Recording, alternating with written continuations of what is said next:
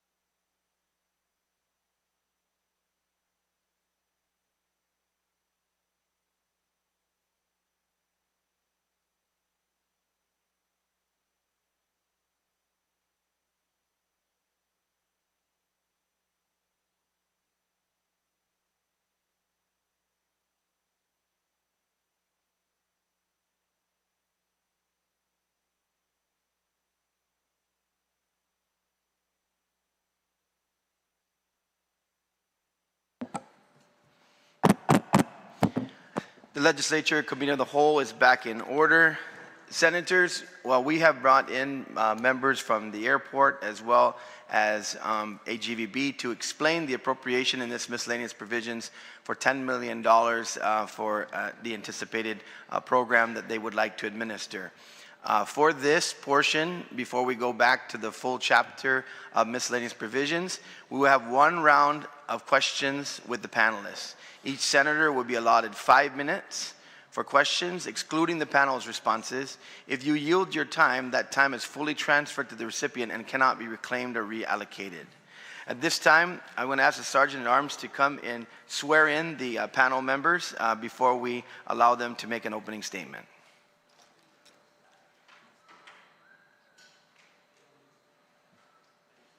Swear them in, Sarge.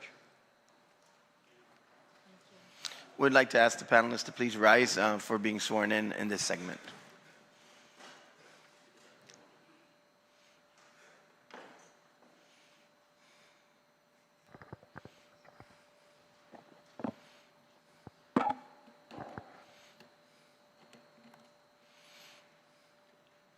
Please raise your right hand. Under penalty of perjury, do you affirm that any unknown information you provide today, whether it be verbally, electronically, and in writing, be the truth, the whole truth, and nothing but the truth? I do. Okay, Mr. Chair, Your Honor, you may proceed. Please be seated, and I now recognize former Senator Regine Biscoli and President of the Guam Visitors Bureau to make an opening statement. Sidus Masi, Mr. Chair, and Hafiday to all of the members of Imena Chantay Otu na Legislature in Guåhan. Thank you so much for this opportunity to be before you today to provide information and have the chance to answer questions about Guam's tourism industry, our economic outlook, and how the legislature can help us. I think I just want to start off by mentioning that the next 18 months are very critical to us. Globally, airlines are facing a shortage of aircraft due to manufacturing delays, extended maintenance, and supply challenges. Destinations around the world, including our brothers and sisters in Hawaii, in Saipan, in Palau, we're all fighting for the same limited aircraft. Guam must be competitive now because the airline route destinations are really being made up, for the next month up to 3 years in advance. I also want to mention that as a result of savings by my predecessors at GVB and the management, the staff, we've made some savings, some budget cuts, and some layoffs to be able to invest incentives for this fiscal year. Because of those efforts, Guam's monthly seat capacity out of Korea jumped from 39,000 in June of this year to over 60,000 this month in August. So with incentives, we grew the seat capacity by over 50% in just 2 months. These gains came from both new and restored routes in our key markets of Japan, Korea, Taiwan, and the Philippines. Senators, incentives are not handouts. They are performance-based agreements tied to seat capacity, tied to load factor, and route duration. I also just want to make mention of the economic impact of these decisions.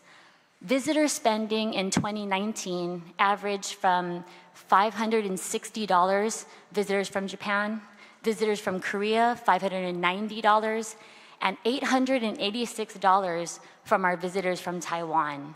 So that means that even just one extra weekly flight can mean millions in annual spending. Every 70 visitors to our island supports approximately 1 local job. And I'm talking about hospitality, retail, and services. So airline routes directly generate hotel occupancy tax, gross receipts tax, and income tax revenue for Guam. Without these incentives, airlines will reduce or cancel their routes, redirecting planes to better funded destinations. And here's the reality. If we don't invest now, other destinations will. They will take their planes, they will take their visitors, and they'll take their cash and spend it somewhere else. So tourism growth will stall no matter how good our marketing is, no matter how beautiful our beaches are and how friendly our people are. If we can't get visitors here without that airlift, visitors simply cannot come. So another thing to kind of think about is with the military construction plateauing and winding down in the next few years, we really need a mature industry like tourism to step up and fill that economic gap. We really need to be self-sustaining. We can't continue to rely on the federal government and military spending to get us out of tough situations. We need to rely on ourselves. And just in closing, and we'll go to a few slides so I can illustrate a couple points, the $11 million we're asking for is not an expense or a handout. It's a strategic investment in Guam's economic stability and our growth. So senators, I know that you're faced with a lot of difficult decisions and competing priorities. I've been there. The choice is simple. Secure our airlift now or risk losing the routes, the visitors, and the revenue that continue to sustain our island. Investing in tourism means that we'll have a return on that investment to fund our very important priorities of education, safety, health, and so many others that you've been hearing about over the last few weeks. So if I could just start with the presentation, and then we'll go to questions as the chair had mentioned. So this is FY2026 Tourism Arrival Plan. Next slide. I want to emphasize why we're here. The request is 11.1 million, next, in various temporary airline incentives. I'm emphasizing that they're temporary, and I'll explain why. A big reason why we're here is just the very volatile exchange rate. Many of you have heard just up and down with the Japanese yen and the Korean won. We're also facing issues with increasing fuel costs and challenges with aircraft shortage and just global competition in general. And so this is a snapshot of our current situation and challenges. The expected return from this $11.1 million investment includes additional annual arrivals of over 329,000 pax, an increase in economic impact at 640 million, additional 600 jobs supported by this investment, and an additional 166 million in taxes. Next slide. I also just want to paint the picture of where we are today. Many of you know Guam was hit with a perfect storm. Shortly after COVID, we were hit with Typhoon Mawar, just as arrivals were starting to pick up. We had the merger of Korean Airlines and Asiana Airlines that is still going on. The Korean government required carriers and their low-cost carriers to halt routes to be fair to other carriers. So in addition to that, we had the declaration of martial law in South Korea that resulted in, as I mentioned, weakened won against the US dollar, in addition to the weakened Japanese yen, making Guam much more expensive for folks to travel here, and then also, unaffordable landing fees. And the airport is here to kind of give a little bit more information about that. We also did not anticipate the accident involving 2 different Korean carriers, resulting in the loss of lives and loss of aircraft. And then lastly, just want to point out the delay of craft delivery. This is not just an airplane specific problem.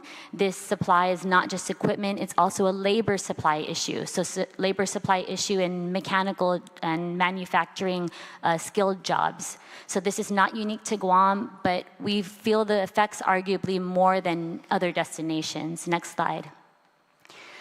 We want to present facts and numbers, but please don't take my word for it. This source is Oxford Economics, and this is a preliminary estimates of the economic report from 2024. We're expecting the final report in the next few weeks, which we'll be happy to share with all of you. Some numbers to note: 1.158 billion in direct traveler demand. So that's how much folks are spending to get here and what they're spending while they're on island. 1.439 billion in total economic impact that's added to the Guam GDP. We're supporting 13,975 jobs generated and supported. So we're talking about our housekeeping, tour operators, bus drivers, wait staff, maintenance workers, laundry services, utilities. A strong tourism industry really lifts all boats. And then $374 million in taxes generated. Next slide. Just on a macro level, we're looking at 2019 arrivals at 1.6 million, which resulted in a direct traveler demand of what you're seeing there, $1.9 billion. And in 2019, the total income taxes generated was about 252 million. With your help, we're looking at increasing those arrivals from last year to about just over 1 million visitors. And with your help, we're hoping to realize 1.6 billion in traveler demand and 506 million in income taxes generated. Without your help, we stand to lose 328,000 packs, which results in 515 million in direct traveler demand, 6,000 jobs potentially supported, and a loss of 166 million in income taxes generated. Next. So you can see that delta right at the bottom there. Next slide. As I quickly mentioned in my opening, if we don't invest, you'll see the three-legged income stool in 2018. It's pretty even with other income, military spending, and then the tourism revenue in blue. But from 2018 to 2019, again, pretty even distribution across all three sectors. The black line that you see there is the revenue base that GovGuam is surviving on. These figures shown are diagrammatic, but it's really to illustrate that MilCon spending will plateau in the next few years and eventually drop off. We cannot continue to rely on the federal government and military spending. We need to take steps today to invest in our future and be self-sustaining. Next slide. The only mature industry with the infrastructure ready to fill this void today is tourism. Tourism is Guam's proven path to prosperity. And we urge you again to invest now and build for the future. We have an opportunity before us to be self-sustaining. And the investment that we make now has been proven. It is not gambling. It is not a buyout. We have the load factors to support this. We have the demand across our markets. If tourism really is our #1 economic driver, then we need to be united in our leadership here and make the necessary investment today so that we can fund our other priority areas. Next slide. This is the 2025 original forecast. We're finding ourselves in between the conservative and moderate estimates. So all of the different markets you see up there are primary markets of Japan, Korea, the United States, Philippines, Taiwan, and then all the others. And you can see we've laid it out: conservative, moderate, and optimistic. This forecast is reevaluated on a quarterly basis. And our current projection for fiscal year 25 is about 785,000. And you'll see for the months of October through May, we're just above 95% of that goal. Next slide. So we're at 95% of the goal. Projected arrivals are in blue here, with actual represented by those orange bars. And up to the month of June, which we have for arrivals, our team is working on finalizing the July numbers now. But we're looking at June over July actuals, and that's depicted here, and an increase in July, August, and September.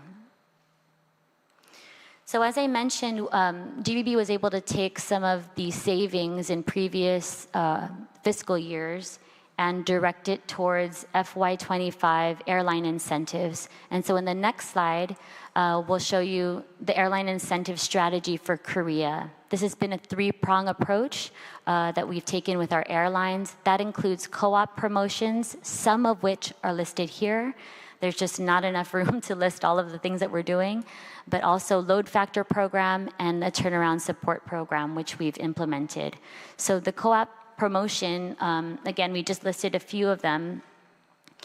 Many of these our team has executed in Korea, and maybe many of you have seen the recent promo out of Korea for our night flight where kids fly free. So early numbers from that program are coming in. They look really good. The market has been very receptive to that. And I just want to move on to the next one, load factor program. So this load factor just indicates how full the plane is. So if we say it's 85% load factor, that means 85% of the seats are filled.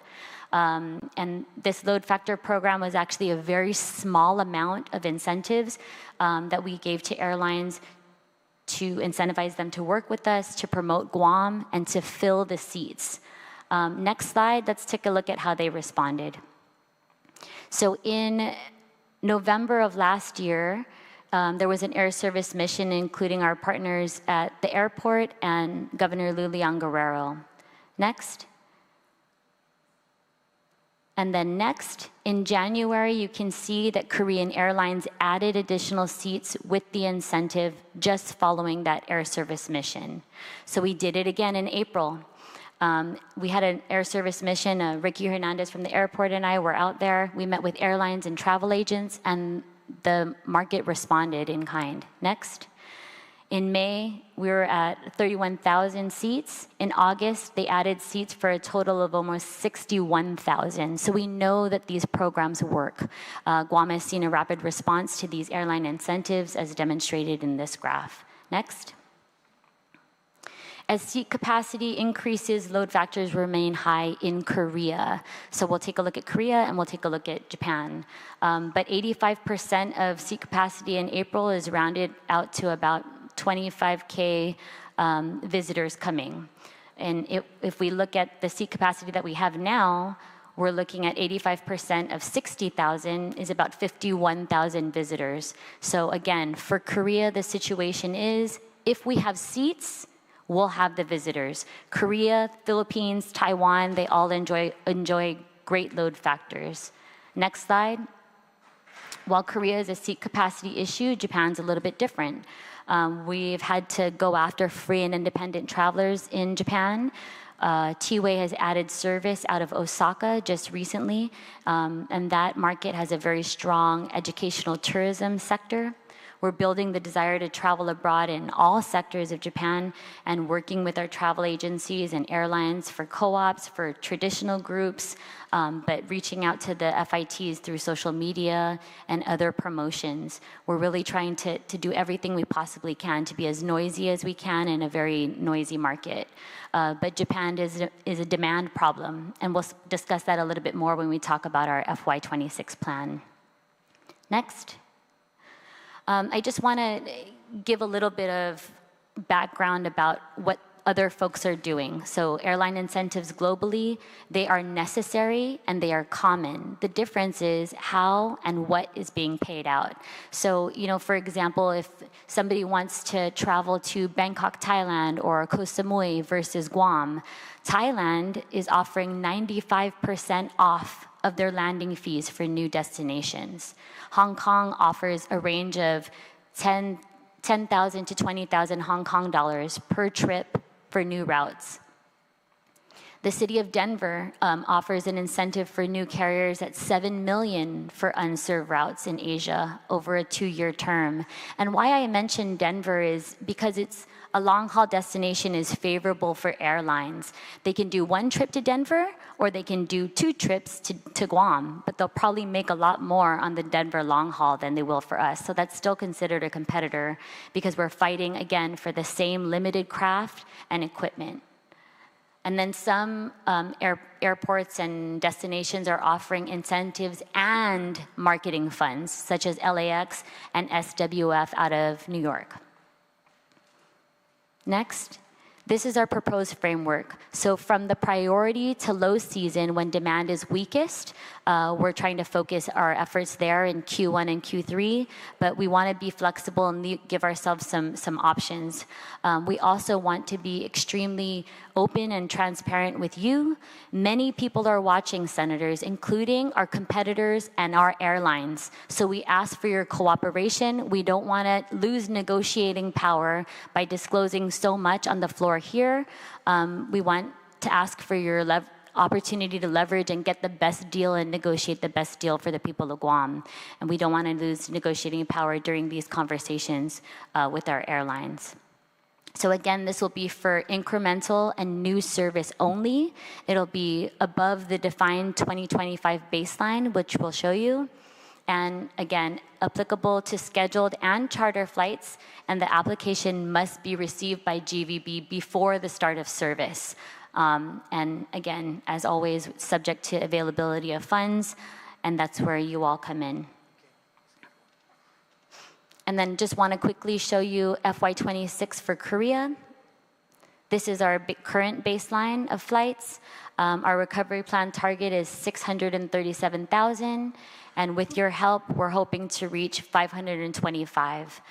This would be a direct air service subsidy. It would allow us to make good on our airport commitment to Korean carriers. and the recommended supplemental budget is $5.4 million. Next slide for Japan. This is our current baseline out of Japan. Again, the recovery target is 304, and our current arrivals baseline is 302, so just shy of our recovery plan target. We're looking at direct air service subsidies, securing a low-cost carrier in the market, and I just want to point out, in fiscal year 2019, Japan's budget was $8 million. This year, we're making do with $4.4 million. So we're asking for a recommended supplemental budget for Japan at $5.7 million.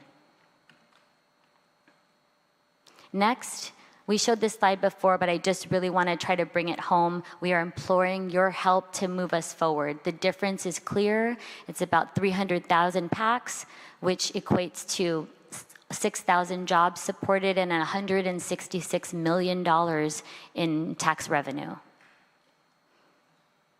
Last slide. This is really an investment decision, assuming conservative visitor spending at $500 and a spending multiplier of 1.2. We're imploring your help. We've tapped into our reserve funds and cut certain things for the FY25 incentives, but we've shown that they work. Without incentives, the number could actually be much lower. And I just want to maybe turn it over to my Vice President, Jerry Paris, for any additional comments, and folks from the airport as well. Sidus Masi. Thank you very much, Regine. I just want to emphasize a couple points.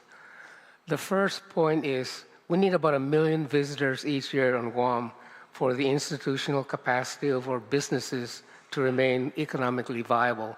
We're about $300,000 or $400,000 short of that we need to make up. The second point is really it's a matter of fiscal priority.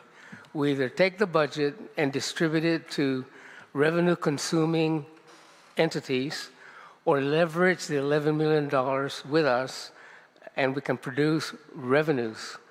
The $11 million just in the macro level would generate about $300 million into the local economy, and you can extrapolate taxes from that. So I just wanted to kind of like summarize those 2 points.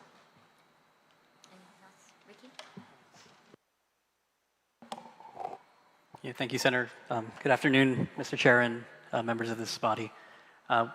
From the airport's perspective, of course, we're very supportive of the appropriations toward the Guam Visitors Bureau incentives. And of course, as the airport, we are able to take advantage of those visitors that arrive. Although our forecasts have not come in based on our fiscal year 2025 budget, we look forward to increased in-plane passengers for next fiscal year if this appropriation can stand and these incentives could be provided to ensure that we increase the potential for next fiscal year. But that's all from the airport at this moment. Thanks. Sidus Masi and Mr. Perez and Mr.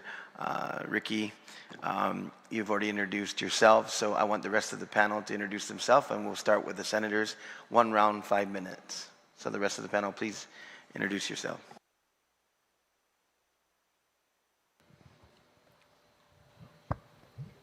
Daphne Shimizu. I'm the comptroller from the Guam International Airport Authority. Thank you. Hafa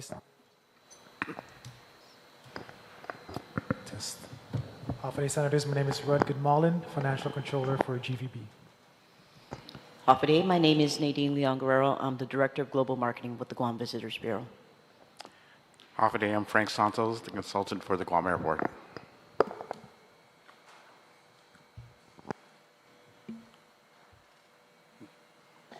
Speaker Blas, you're recognized for 5 minutes. Thank you very much, Mr. Chair, and Senator, thank you very much for the presentation. It was very well put together. There is, in one of your presentations, your slides here, that says that you want to make good on a commitment from the airport. And can you just expound a little bit more on what that commitment is?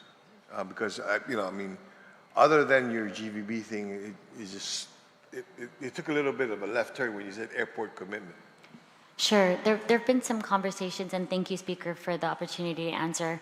There have been some conversations back and forth about this, I think, in the media, and then also in a hearing earlier. So I just want to give an opportunity, and then also Ricky and his team can respond. So before I came on board in November, the governor and members of the airport and members of GVB went out to do some of these air service missions in our markets, and I think there may have been some miscommunication about up to 50% off in landing fees. That was, I guess, received by a lot of our airline partners as 50% off, when it should have been communicated very clearly up to 50% off. But that's water under the bridge. We really want to be able to move forward as Team Guam, because when we go out on these missions, they're not looking at Ricky as the airport and me and GVB. They're looking at Team Guam. And so whatever we need to do to step up and make good on those commitments, I know that Ricky and his team are also bound by a lot of FAA regulations that don't necessarily apply to the Visitors Bureau. So it makes more sense to be able for us to cover on that. But I'll have Ricky respond. Yeah, thanks, Speaker, and thanks, Senator Regine. Yeah, so we've been working closely with Guam Visitors Bureau to meet that expectation. Although our program, of course, at the airport is restricted by FAA regulations on revenue use and the ability to be able to provide incentives for increased capacity, which is a new FAA policy that has not ever been allowed before. The airport took it upon ourselves to adjust the policy and requested our board to be able to approve those adjustments to our air carrier incentive program, which is called an Air Service Development Incentive Program.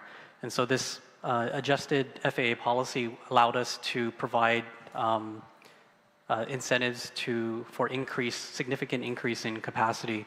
And so as we looked at those internally, of course, usually our air carrier incentive program prioritizes new airlines or unserved routes. That is our typical program. But with the change in the policy, it allowed for increase or significant increase in frequency or capacity. And so as we prioritized the up to 50%, we looked at unserved routes at being at 50%. And so we applied that to routes such as Taipei, which was a completely unserved route.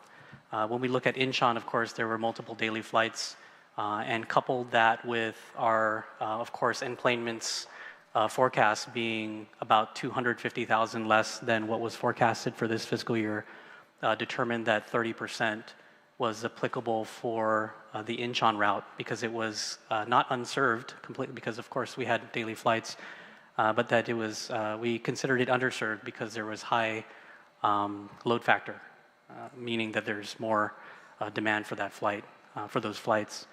And so taking all that into consideration and working with GVB to try to meet that expectation of 50%, we've been able to kind of communicate that to airlines. And you know, this program that we've provided is very successful. Airlines have been using, and we've been providing, I think an estimated, if we look at it through the end of the fiscal year, approximately 1.1 million estimated in incentives. That's discounts on air carrier charges.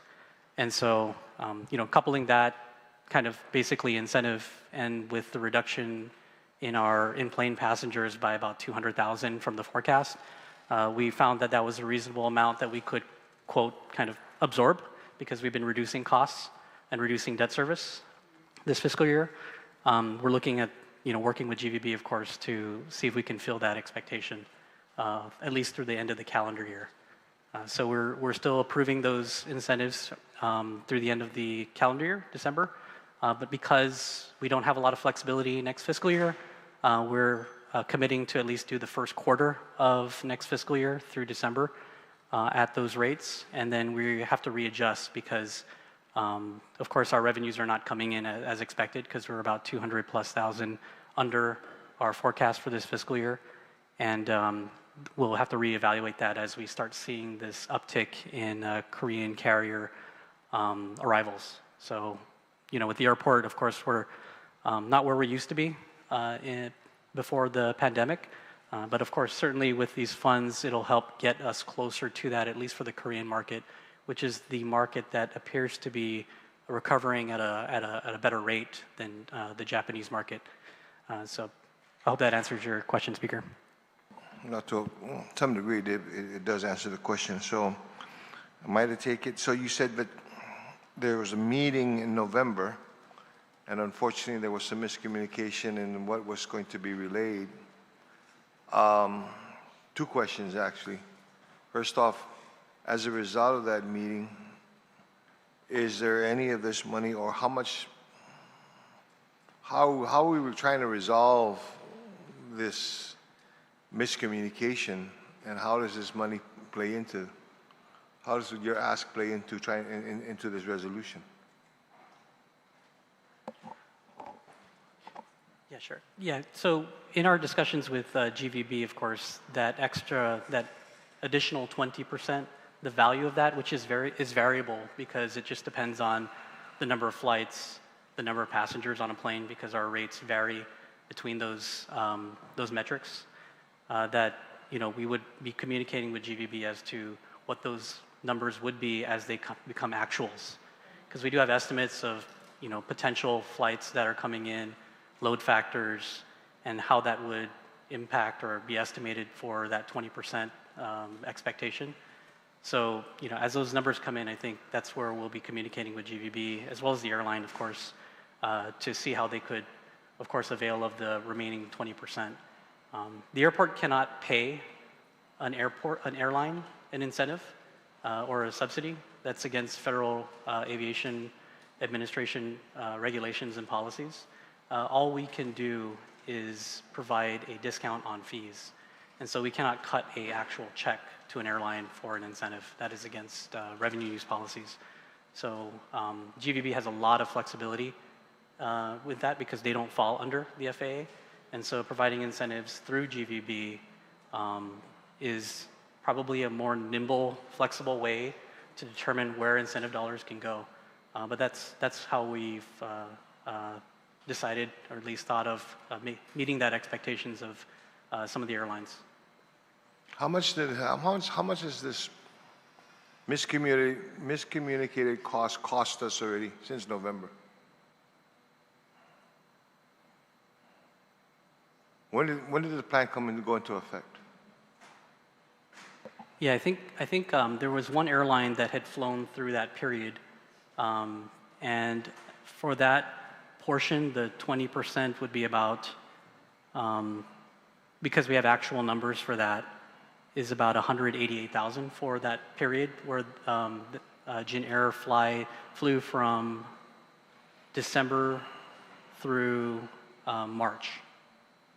Okay, so as part of is part of your $10 million ask to recover that money, or are we just going to write that off?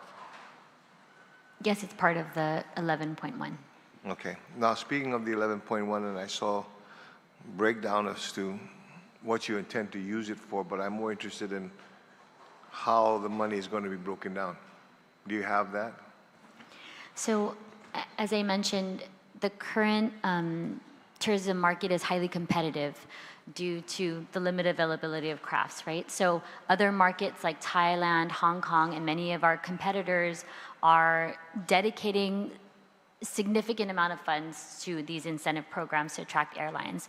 So we want to be as transparent and open as possible, but we also don't want to signal what we have in the kitty to all of any competitors or other airlines that might be watching. So we're really cautious about losing that negotiating leverage and disclosing too much information that could be used by them.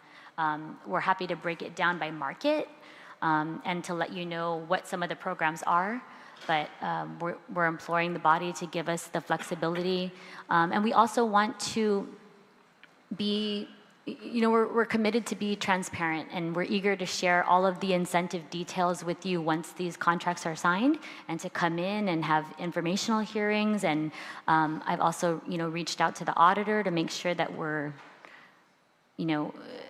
just doing the best we can with the people's money and making sure that we're transparent, open, and accountable for all of those things, Mr. Speaker. looking, well, although I still have time, Mr. Chair, I'll go ahead and yield the rest of my time, and I'll wait for the second round. Okay? Thank you very much. Yes, Senator, so you're yielding it back to the chair because we're not going to transfer that time. That's no problem. Yeah, guys. Senator Gumatato, you may proceed. Yes, thank you, Mr. Chair, and thank you all for being with us this afternoon. I just want to have a few questions. This is more operationally. When we think about the budget and we think about especially the work in Korea, it was my understanding about some of that work in Korea. Is there any exemption on value-added tax doing work in Korea? And if you could share with us today, do we get a refund, or how does that work back to the Guam Business Bureau, maybe to put back into operations? Yeah, thanks for the question, Senator. So a little bit different in Korea and a little bit different in Japan, but I'm gonna just toss it over to maybe Nadine or Rudd because they have some of the specifics about exactly how much of that comes back to us. Thank you. Hi, Senator. So yeah, thank you for the question. In terms of Korea, I believe it's within the range of 8 to 10% tax back on marketing expenses spent in Korea, right? So this year we're tracking from 360,000 to get tax back for that, and it just goes back into marketing campaigns within that market. Okay, and then Japan as well? Japan is roughly around 10% as well, but again, it has to be in-market expenses. Oh, in-market. That's correct, yeah. Okay, yeah, I just, and any ways that can keep those monies there and to maybe help the effort, I guess, especially with what we're doing with the airport, right? Okay, I only have one other question. It's about Korea. I guess that seems like that's the target, and it's our largest market. Yeah, at this point. And are we marketing more for them this year? Is that the commitment? I know that during the confirmation hearing, I think it was your board member, Mr. Ho, mentioned. I guess we're going all in on Korea. Is that? I guess it's a good thing. I'm not saying it's bad. I just want to get confirmation. Are we putting all of our effort or more effort into Korea? I wouldn't say more effort. We've put a significant amount of effort into Korea. It is our main market. And what we're seeing there is a little bit of a different situation, as I mentioned, than we're seeing in Japan. So as seat capacity increases, we're seeing the load factors right up there to support that. But there's a number of other challenges happening in Korea. As I mentioned, the merger is a really big one. So you're seeing two mammoth full-service carriers of Korean and Asiana coming together. And then there's subsidiaries. They have low-cost carriers of, I believe it's Jin, Air Seoul, and Air Busan. Is that correct, Nate? Okay. Those three all coming together. So that's going to have a tremendous capacity for those carriers to be working very closely together to provide a schedule for Guam that could even mean kind of like shuttle service. So every 2 hours on the hour, you'll have a flight to Guam, which would be incredible for us. And we've been able to demonstrate in the last few months, the last few years, some really strong load factors out of Korea. And so we just want to make sure that we're putting the requisite eggs in that basket and making good on that return for that market because it's a crucial one for us. Right, and when I did meet with the consul, it seemed like he was, I don't want to say he was confused because that's not what he was kind of expressing with me, but I think that he's eager to want to be able to find more ways to bring more and more Korean visitors to our island. And I'm not sure if he maybe misunderstood some of our policies, but I'm hoping that, and I'm sure you speak with the consul pretty regularly. I just, again, I would encourage, if you're not, then he seems to be very reasonable to speak to and trying to get more and more of the Korean government to try to put, I guess, on their end, trying to bring more and more visitors to Guam. It's a little bit of a challenging situation right now between their Korean Minister of Transportation. Because of the merger, there's so many things going on in the market and lots of big changes, very dramatic changes quickly. But yes, we are in communication. I've met with all of the consulates, both Korea and Japan, and then, in close communication, both here on Guam and in the markets with many airlines, travel agents, and all of our industry partners. Thank you, Senator. All right, thank you so much. Thank you, Mr. Chair. That's all my questions for round one. Susmasi, Senator Gumatato. Senator Burnett. Buenas tardes to the people of Guam, and thank you to the panel for joining us on this Wednesday afternoon for this budget session. Thank you, Madam President. I wanted to ask just first if you could address some of the cons that are mentioned relative to airline incentives, and maybe just first specifically the limited effectiveness, as incentives may not always translate into long-term tourism growth or sustainable development. Thank you, Senator Barnett. I think the key here for us really is the next 18 months. And so we're looking at all of this limited supply and craft. And so that's creating just a tight situation for everyone, and it's really driving this competition. And so in terms of incentives, we're really focusing on these temporary, again, performance-based incentives and making sure that they're working for the people of Guam. If those seats aren't filled, we're not paying them. That's based on a number of our different programs. And so I'm not sure what you mean in terms of cons for ineffectiveness, but in terms of the experience that we've had in FY25, they've been extremely effective. So is this something that you anticipate we're going to have to be doing every year, providing these airline incentives? Sure, go ahead. The incentives are really not designed to be permanent. We don't want to subsidize the operations of the airline. Right. Incentives are designed basically to stimulate a particular situation, which is what we're trying to do, hopefully by generating enough demand that the airline can stand on their own 2 feet in terms of generated demand that comes from our marketing department. Is there any possibility of lost revenue for the airport authority because of these airline incentives? Well, the incentives that we're allowed to do through FAA policy does reduce revenues because we give it as a discount to fees. So there is a revenue reduction to that.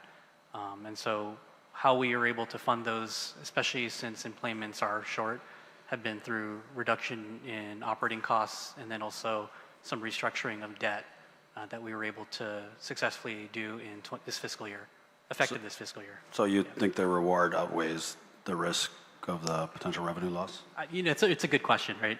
From the airport's perspective, because obviously we only have one way to incentivize air carriers. Historically, we've only done, and this is because the FAA policy did not allow for this type of incentive we've been providing this year, it only provided for new airlines or new destinations. And so when you think of those are unexpected things, right? Unexpected flights. And so the FAA's policy allowed for the airports or airport sponsors like us to provide up to 2 years of an incentive. And the flexibility in terms of what that percentage is depends on what the airport is able and willing to do. And so the policy behind that allowing 2 years is for new airlines, of course, is because there is a large investment for a new airline to come into a new market such as Guam. And so providing up to 2 years allows that to happen. And so, but when we talk about incentives that the Guam Visitors Bureau can do, of course, they can apply that way more in many other ways to target different parts of the tourism supply chain. But for the airport, we're just restricted to what we're able to do in terms of discounting. So. Thank you. Are you able to speak to the potential for increased airfares on other routes, as subsidies on specific routes may lead to higher airfares on other routes as airlines not receiving incentives try to recoup their losses? From the airport's perspective, we don't necessarily take data. There's no data set for airfares that we're necessarily tracking from a financial standpoint, because airfares, of course, are driven by airline costs and their projections and so forth, because there's so many things that play into airline costs. Airport rates and charges, on average, around the world, the rates that we charge is, the average is about 5% in the world of an airfare cost. And so much of an airfare cost, you're talking about fuel costs, which is the largest, and then of course personnel that have to run everything, operations that's related to safety and security, ground handlers Of course, new airlines have to come in and say, what ground handlers, what private companies do you have at the airport to be able to take in aircraft and service it and fuel it and so forth. So there's a lot of costs that go into airfare prices and other considerations. But from the airport's perspective, we are of course sensitive to that. We want to make sure that there is service providers at the airport that have a breadth of knowledge of airport operations, and we want to make sure that there's competition, that airlines can choose between what ground handlers, what service providers there are, and so forth. So. Thank you for that. I kind of asked just because I know that some studies show that the incentives create unfair competition and may potentially lead to increased airfares for local residents. And that's why I asked that question. I'm just concerned, and maybe you can elaborate on this, if providing these incentives for the tourist markets will impact other airlines that serve locals or maybe even residents on these same flights. Are they, what's the impact there? So, Senator, I think it's important that we kind of dispel that rumor of, increased flight or cost from one side to the other. It's very important for airlines to be making money both ways. And so when we're encouraging folks to come visit Guam, we're also encouraging our local residents to visit Taipei, to visit Osaka, to visit all of these routes that we have service on. It's a great opportunity for the people of Guam, and we want to keep that flowing both ways. But also, just in answer to your previous question, the shortage is expected to last until about the end of 2027. And so we're really grateful for the support and the commitment of this body. And if we need help, we're going to come back to you and ask for it. And we hope that you'll be receptive to that, because already we've demonstrated what we're able to do with the limited funds that we've put into these incentive programs and the tremendous return that it's made back for the people of Guam. And I also just want to point out to Ricky's point about the landing fees, the airport operating budget is divided by arrivals, or as Ricky was mentioning, enplanements, right? So it used to be $18 for landing fees. Today, it's about $34. And so if we're working together to try to increase the capacity of the airport and get more people flying through the Antonio B. Juan-Pat International Airport, it's going to serve us all in helping them to decrease their fees, and then that'll continue to entice airlines to fly. And so it's a virtuous circle that we're trying very hard to claw our way back and to maintain so that we can provide all these incredible benefits to the people of Guam. Thank you. Thank you, Madam President. Could you elaborate a little more on the presentation? There was a category, the traveler demand.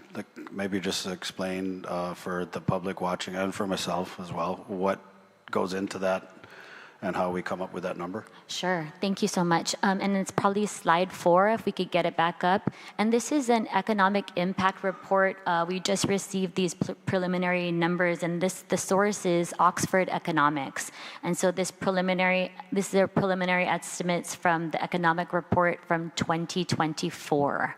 So as you're looking at the bottom left-hand corner, 1.15 billion in direct traveler demand. So that number calculates how much a traveler will spend to get here and how much they spend while they're on island. So that's a tremendous amount of money. And then the 1.43 billion in total economic impact, that's added to the Guam GDP. So that is total economic impact there. And then you're looking at close to 14,000 total jobs generated and supported. And we're joined by some folks in the hall here. Many of them are employees of our tourism industry, and we really want to thank them for participating and for being here to listen and to support us. So these are the folks that are employed by our industry. And then also, as I mentioned, $374 million in taxes generated. So that's, hotel occupancy tax, income tax. Sorry, Dispensa, on the direct traveler demand, you said this figure is made up of all the spending that's done to get here. Is that like just airline airfares? Or? So airfare, and feel free to chime in, but airfare, accommodations, ground transportation, any restaurants that they might eat at when they're here, jewelry that they might purchase from local vendors at the Tuman night market, It's their total spend. Correct. So even the bus to get to their airport, the airline ticket, whatnot, all the way to Guam and back. Thank you. In your opening, you talked about... Really, it's a reflection of... Oh, yes, Jerry, go. It's a reflection of direct, indirect, and induced demand. The 3 I's. All right. In your opening, you talked about, I think I heard budget cuts and layoffs. Are you able to elaborate on that a little bit more? And how you feel those cuts and layoffs are, I guess, making your operations more sustainable moving forward? So these are tough times, and these are actually decisions that were made prior to my tenure. So these are a result of savings by GVB, some cuts, some layoffs. And so I'll let Rudd and Nadine speak a little bit about that. But we're really trying to look internally at some of the savings and, try to have it affect us first before we go and ask for more. So that was kind of our strategy, and that's what we were able to do for FY25. But we're just in a position now where we can't afford it, and we're not getting our allocation. The TAF is tapped out. So go ahead, Rudd. Yeah, hi, Senator. So in terms of cost savings, we've saved roughly $500,000 through decisions made by management at the time to... Sorry, I can't hear you. Can you bring it closer, please? Sorry. So in terms of cost savings, it was roughly $500,000. Management at that time decided to reduce costs and make operations more efficient. Unfortunately, that also resulted into some employees being let go. But yeah, that was a decision. What types of positions are you talking about? Because I haven't heard about this. These are destination maintenance staff. They just looked at the current scope of work and found ways to make it work. You mean maintenance staff, like for cleaning up the parks or? Okay. Yeah, most of these are LTAs. Okay. I guess that kind of leads to my next question. And just talking with some of my friends in the tourism industry, we got into this maybe a philosophical debate about the airline incentives and how you had said, Madam President, that this is really focusing on the next 18 months. And the thought I got from some of these tourism stakeholders was, what about if we took this $11 million and reinvested it into destination maintenance, destination management, in terms of providing like grants to tourism businesses and stakeholders. And I guess the train of thought in this discussion was that this would be more of a long-term fix to, beautify our island and make sure that we have a destination that when people come here, they go back, they do the good reviews, as opposed to short-term airline incentives where people come and, we're going to get the bad reviews and stuff like that. So I guess, I don't know what your thoughts are on that. I guess I am asking you to defend this proposal against the thought that maybe this $11 million would be more meaningfully invested into grants to businesses so that they can do that destination maintenance and destination upgrading. Because this kind of troubles me that we're laying off maintenance staff, but investing, or we're making the ask to invest in these airline incentives when there's definitely a lot of work that can be done for our island as a destination. Thank you.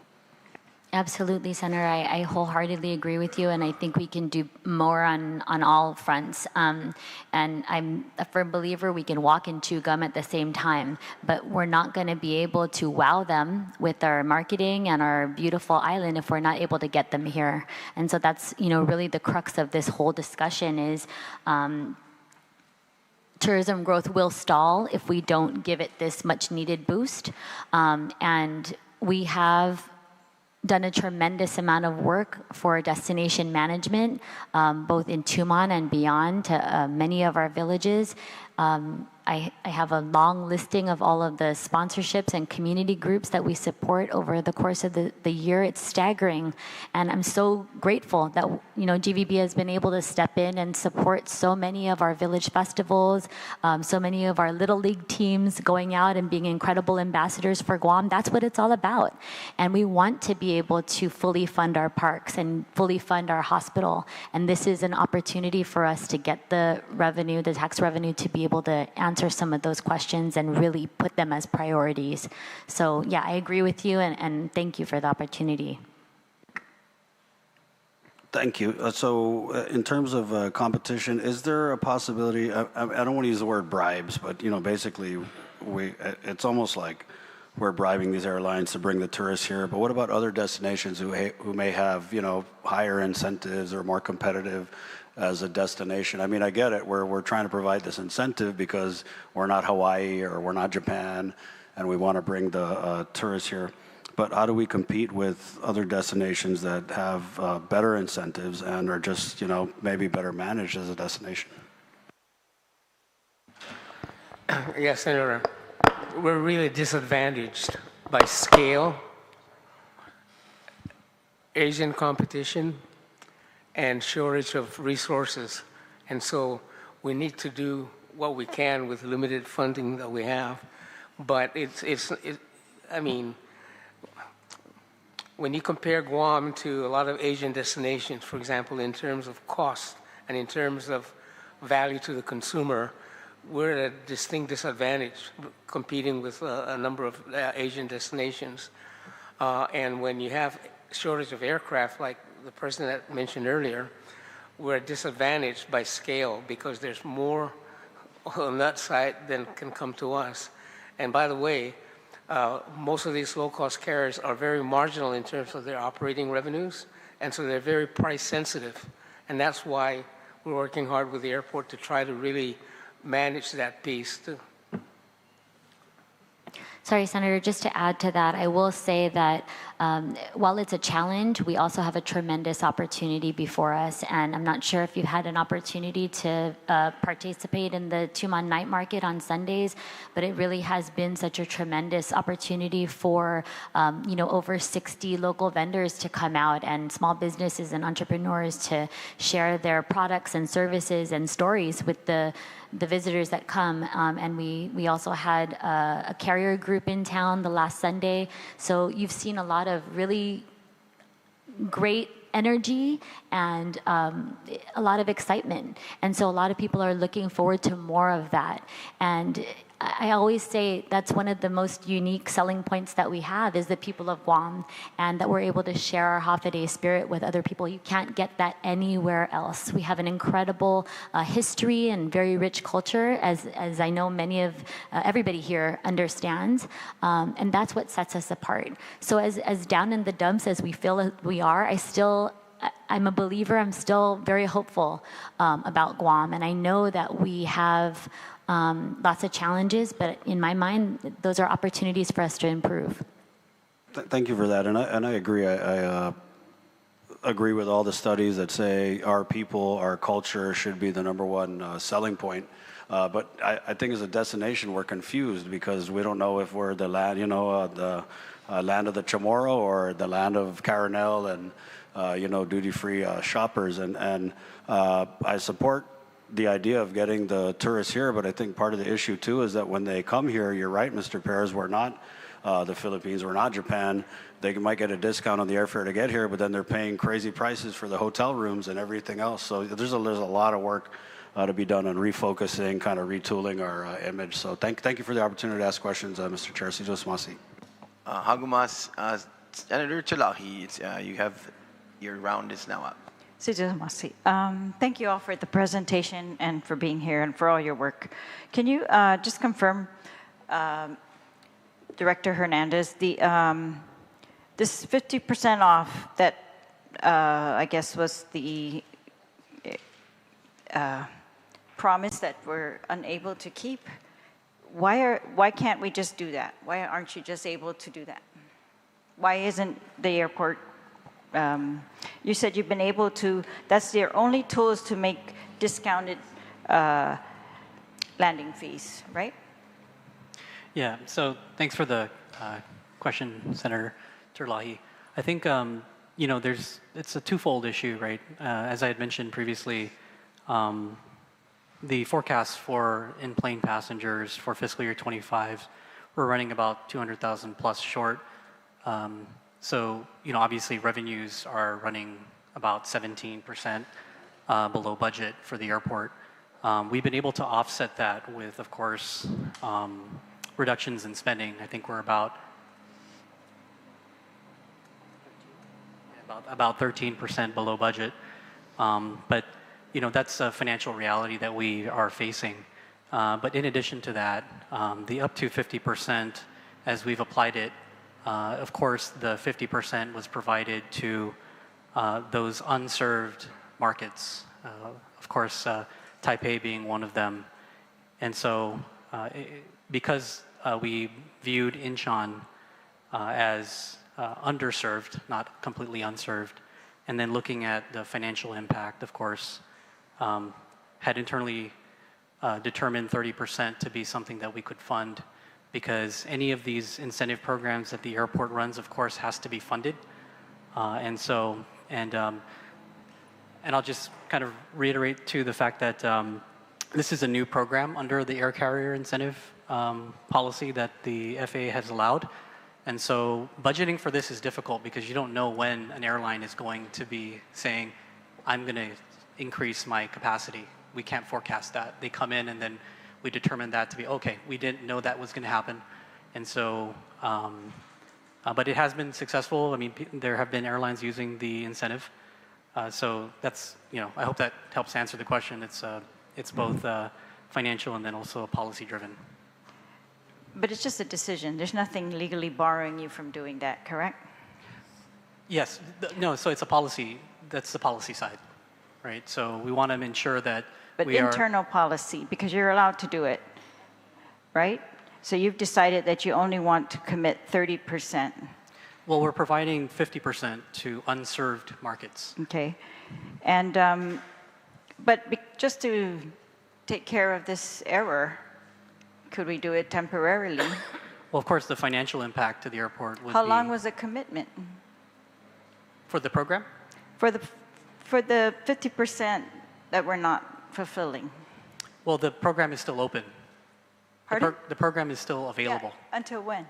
I mean, what was the promise, in other words? What did we promise? I'm trying to find the parameters of that. Yeah, so we've decided, after having seen much of the activity going on and looking at our finances as the year progressed, that we're looking at least suspending the increased capacity after the end of the calendar year.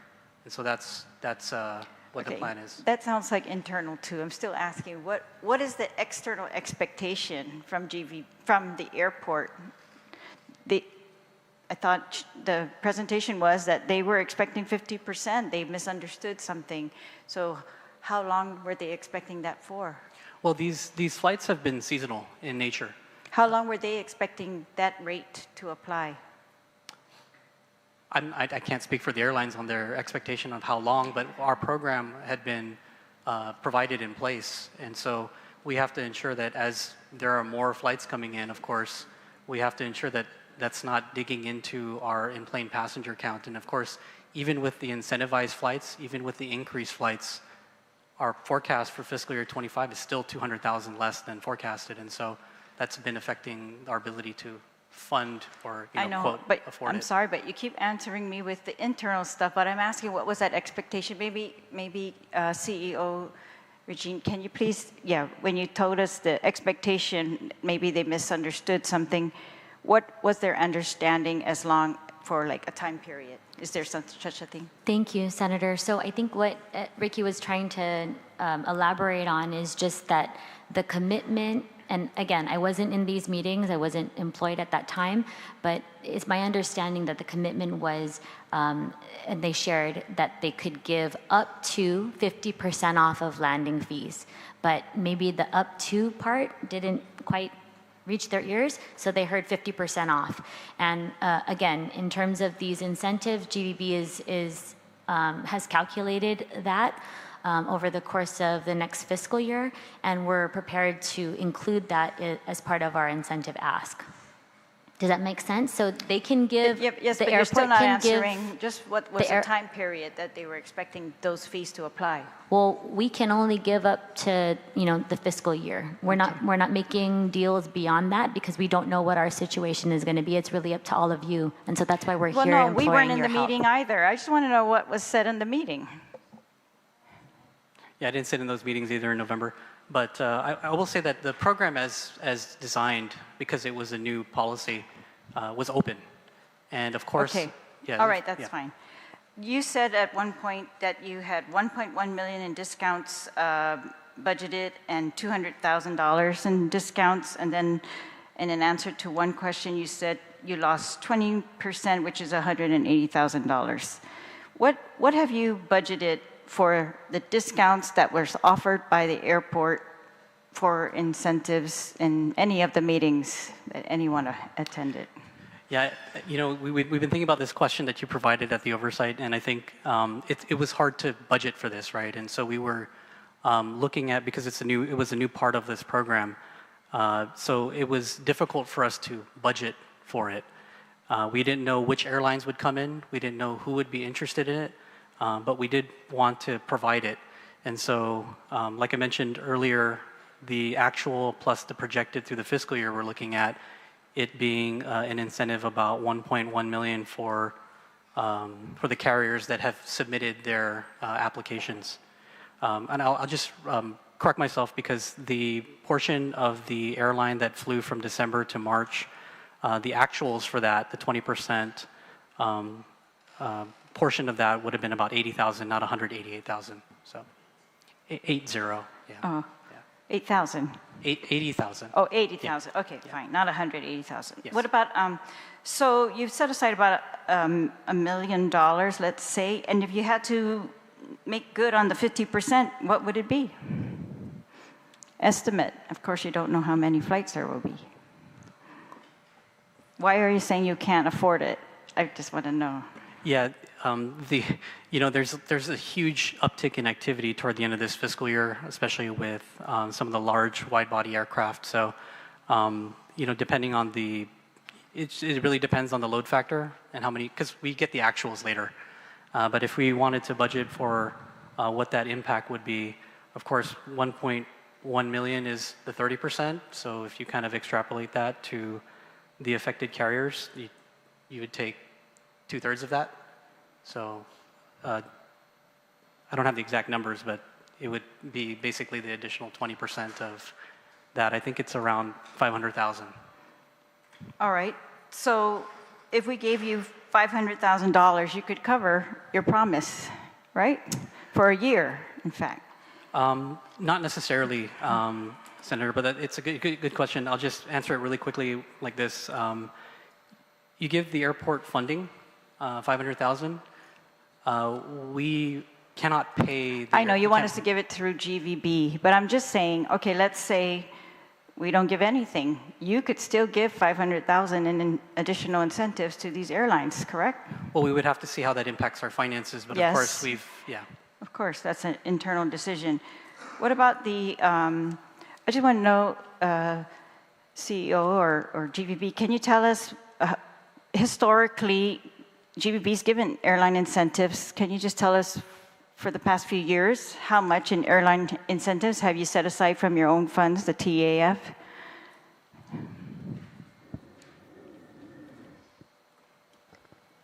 In terms of this fiscal year, Senator, we've set aside a total of 11 million for airline incentives. For FY25? FY25. I read an that's article correct. that says 4 million. 4 million for Korea. That's correct. Okay, Yeah. so 11 total? 11 total. All right, and you were able to do that? All right, what about in previous years? So in 24, we did not have any airline incentives. During the pandemic, we didn't have any airline incentives either. All right, you're the controller. Can you tell me again, how much have you spent of that 11 million to date? Because we were told it's very effective.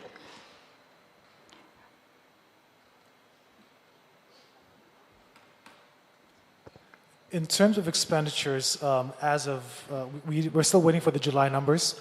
In terms of June, we've spent 1.4 million.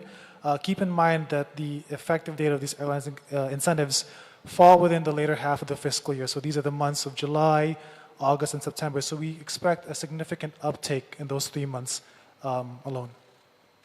Yeah.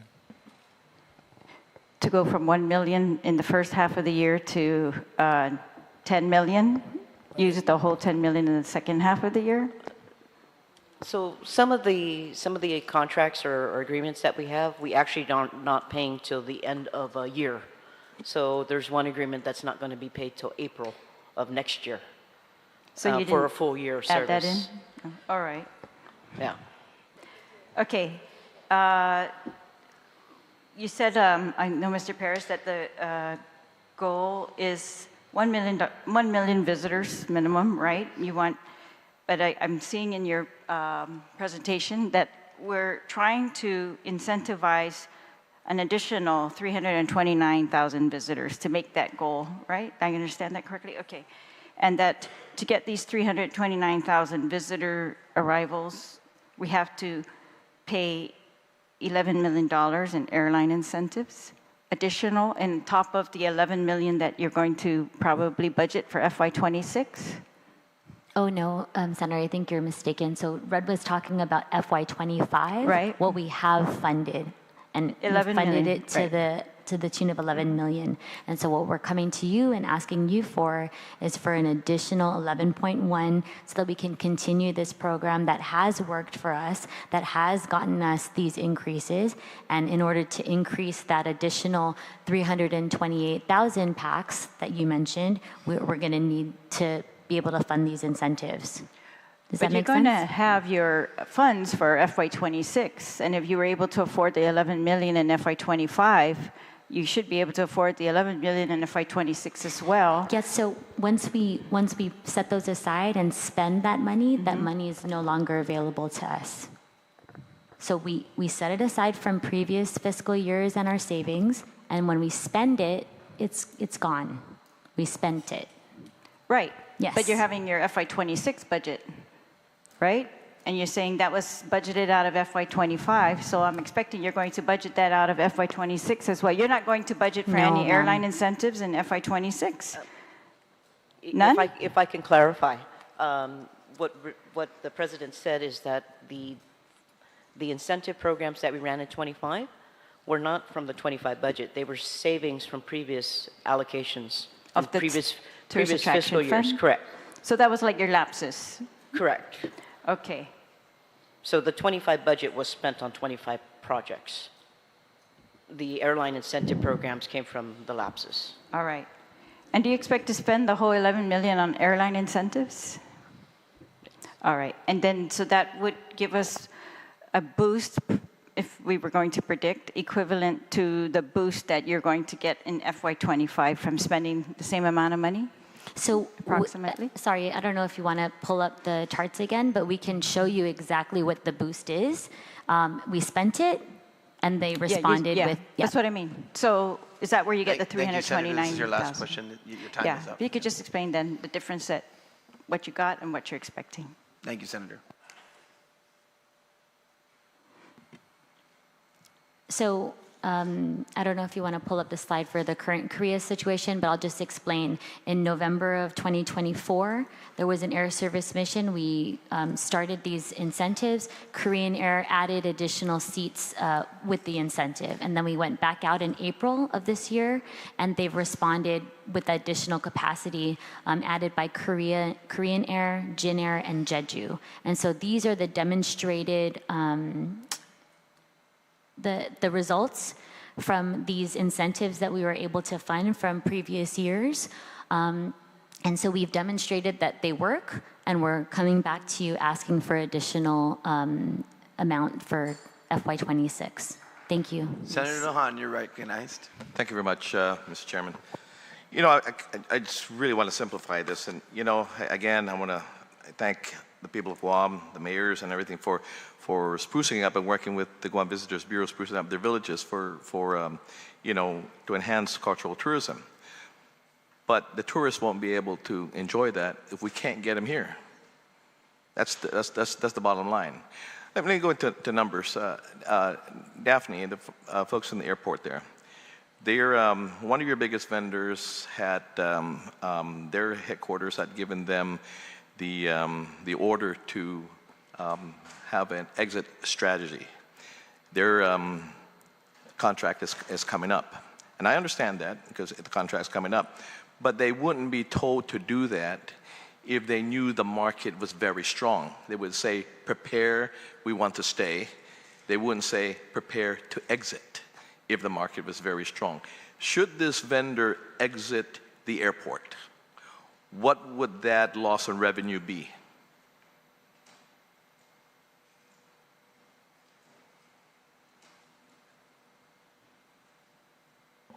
Yeah, thank you, Senator Lujan, for the question.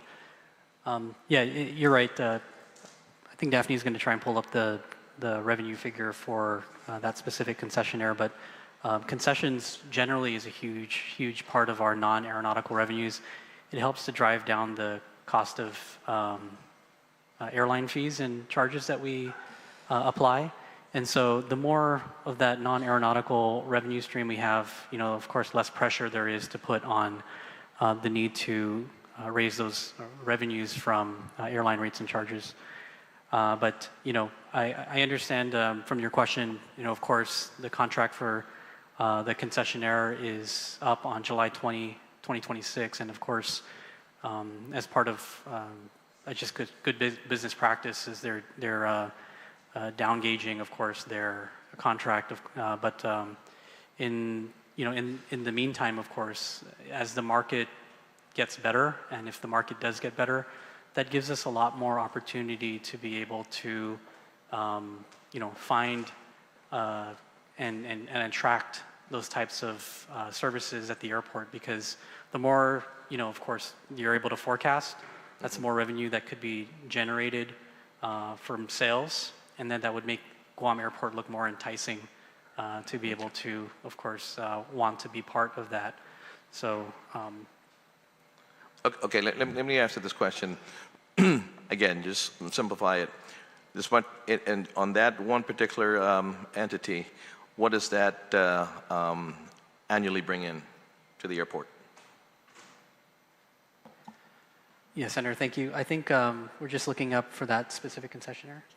Yeah, through July, we're looking at just under $5 million for that contract. Okay, so basically, if there's an exit, then you'll be out of that, and whoever else comes in there, because the market is not strong, you probably won't yield that on an annual basis. I mean, you have an exit already in the CNMI, and I just got confirmation as well. That's a similar business that's operating, not in the airport, that they are out of here. And that's, again, the ripple effect. I mean, it's a very scary thought. And, folks will say, well, come visit the island. Is this really a Rolex Island, a Carolina Island? We're coexisting. We're coexisting. If one doesn't exist, then the other won't be enhanced. One enhances the other. Let me ask Frank Santos. Frank, we go back a long time and trying to get airlines in here and all that. Has the airport had incentives in the past? Yes, Senator, the airport has had incentives. The new policy that Ricky has brought up was the fact that they added capacity. Mm-hmm. But in terms of actual flights, one good example would be the Shanghai flight that United flew for a short time. Mm-hmm. We incentivized that.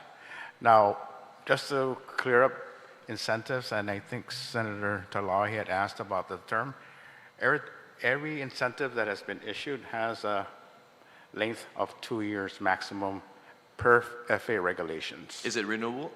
It's not renewable, because their intention is that 2 years of incentives, either you're going to make it or you're going to remove yourself from that destination. Okay. But however, that's from the airport standpoint. GVB's incentives does not have a lifespan other than what the legislature decides to appropriate, right? Thank you. Again, I call Frank the airport and airline czar, because he's been there forever.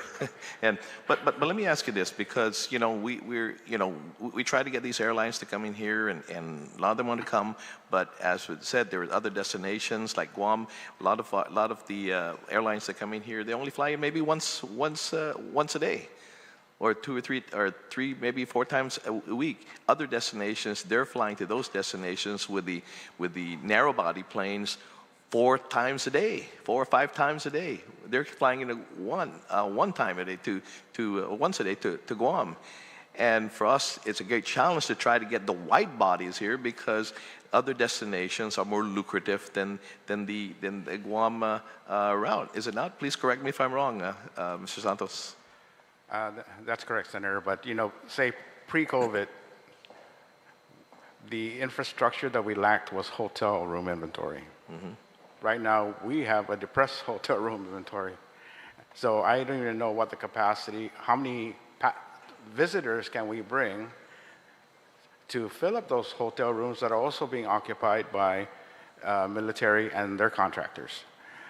And then, you know, we have hotels or properties that are closed right now. So, and that was back then. But the thing is the hotel rooms is one constraint. The other constraint is what we have to offer. I mean, there's such a thing as called over-tourism, right? I'm sure our business, this is in the well-wishers lobby up there, disagree. The more the merrier. But I think we need to put a balance between the incentives that we do provide and the promotions in order to fill those seats. So I think it's a multi-pronged strategy that needs to be developed. I think we're only addressing the incentives right now. Now, let me ask the Visitors Bureau as well. Will this program realistically help GVB achieve the million visitor mark? So Joe Masi, Senator, for the question. You know, as I mentioned and as we showed in the slides, with incentives this year, we were able to grow seat capacity by over 50% out of Korea in just 2 months. So we have a demonstrated ability to be able to do good with this money. And so, yes, we're ready to go. Okay. Likewise, if it's not funded, okay, what would the outlook for Guam's tourism industry look like in the next 2 years? And I know you gave us numbers, okay? But we're looking, I mean, I'm just a simple kind of guy, one simple answer is 2 years from now, if it's not funded, with the closures of businesses now on Tumon and other tourist-related industry folks, what would that look like 2 years from now if it's not funded? I think it would be catastrophic. I think we need to, I just want to emphasize that a route, once we lose it, may not come back. So in this case, it's an ounce of prevention is a pound of cure. And we have an opportunity before us to maintain what we have existing, to even grow that beyond it. And if we do nothing, just the cost of inaction is tremendous. Not only will we not be able to fund what we have today, but we're going to have some serious cutting that we'll have to do.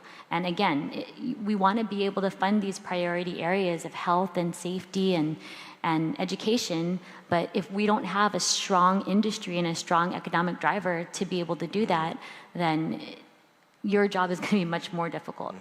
Now let me ask this. I mean, the folks here, GVB and the airport, you don't have your bosses, basically your board, but are these programs fully endorsed by the board of GVB? Likewise, is it a program that's fully endorsed by the board of the GIAA? So we have the confidence of our board chair, and we also have provided an opportunity for our Japan Marketing Committee and our Korea Marketing Committee to weigh in on these incentives. We demonstrated that yesterday in our meetings, and gave them an opportunity to ask any questions. And so we've had some really great feedback from them, and they're very supportive of this initiative as our members of the industry who are here today. Maybe airport? Yeah. Yes, our board approved our incentive program. I'm sorry? Our board approved the incentive program. The incentive program? Yes. Okay, and likewise, I mean, as the oversight chair for both agencies, of course, GVB and Airport Authority, I made it understood as well to yourselves, management, and the airport as well, that should this incentive be granted by this body, that you guys will be in here on a monthly basis to give us an update on, of course, on what's happening, reporting, and every step of the way we need to know where that money is going, how that money is being doled out, and this is people's money, and you know, you'll be accountable to us. I mean, the people basically through us. So, are you prepared to again to be here on a monthly basis to account for every single penny that is incentivized by this body, by both bodies, of course, the airport and the NGVB? Yes. Okay, and I made it clear also that there must not be any more misunderstanding. That we speak with one voice, and when we mean 30, it's not 50. Thank you, Senator. Yeah. Senator Montanari. Thank you very much. I yield my time to the Oversight Chair. Thank you, Senator Montanari. Okay. Okay, let me, where was I? Okay, so, and, you know, as a matter of fact, yes, so on a monthly basis, we'll come in and it's clear to both, right? That we're gonna come in here on a monthly basis and be accountable for the money that is given to, not given, but to incentivize, of course, the folks that come to Guam. How fast of a turnaround do you think this be with the numbers? I mean, with the numbers that are showing. So as we demonstrated with the slides, when we had the Air Service mission in November, they responded in February by adding service. Ricky and I went out there in April. They responded in June, July, August, Which and market is this? September. Which market this is is this? for Korea. Korea, okay. But you know, we have demonstrated in other markets as well. Okay. How many flights a week now from Taiwan? So we have twice daily out of United service from Taipei. Twice weekly, I'm sorry. Twice weekly. Okay. Yes, so it's on Wednesday and Saturday. Okay. You know, and Frank, please correct me if I'm wrong in here. And as a matter of fact, I don't know if this applies to the big legacy airlines as opposed to the discounted airlines, but they said for a route to be profitable, they have to fly at least 3 times a week. Is that correct? No, Senator, it depends on their load factor. Load factor, yes. Okay, and the size of plane that they fly, yeah? Correct. Yeah, okay. What are we flying right now? What's the choice of airplane that flies here in regards to capacity from our choice markets? Our choice markets, from Korea, it'll be Korean Air, and they're using both 777s and 787s. And then from Japan, 777s and 787s? Yeah. Okay. Then from Japan, it's Japan Airlines flying 767s. Okay, Sorry, Senator, and I will just mention that they've actually upgauged those aircraft. So they were initially flying the narrow body, and then following our incentive program, they upgauged it to a wide body. And so, yeah, it's a big deal. It's a difference of 189 Sure. seats to 338 Yeah, seats. so the wide bodies, how many passengers in a wide body? Over 330. 330 times three times a week, yeah? Okay, yeah. So I mean, so that's our goal basically is have them switch over and likewise, yeah, we know the challenge because I mean we've approached and I've been to actually some of their meetings with airports and airline companies in regards to the challenge that they have in regards to planes and their productions and engine changeouts and things of that nature. And, and they're switching again their planes. And, if we're flying twice, 3 times a week to Guam, but you know what, we're flying 3 times a day to this destination times 7 days, so I'm going to switch. It's a business decision, right? Of course, you're going to go to more lucrative destination. And that's why this incentive, again, is needed because this is what we're up against. This is what we're up against. Until such a time that the airlines, again, come to par with their production, and then they have airplane surplus.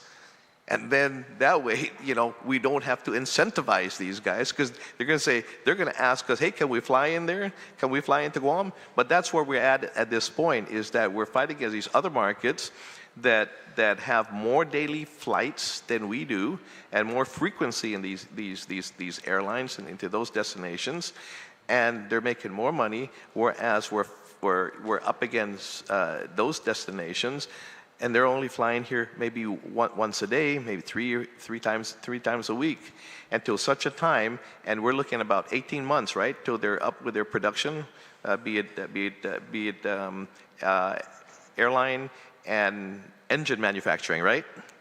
There we go. So we're not asking forever, right? Right? Okay. That is correct, Okay. Senator. Thank So you. this- Not so- forever, so- ever. So this is not forever, right? Not Okay. forever, Thank you. ever. Okay. No, I just want to make sure because it's needed, and I'm going to hold you guys to that. And that's why I want you folks in here on a monthly basis to tell us where you're at. Because I tell you, if it's not working, we have no problems yanking it. For sure.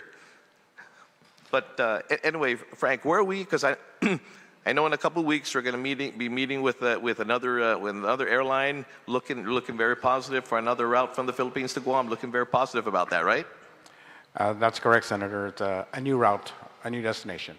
Okay, thank you very much. I think I'm done, Mr. Chair. And like I said, I just want to simplify it that this is not forever thing, and this is what we're up against.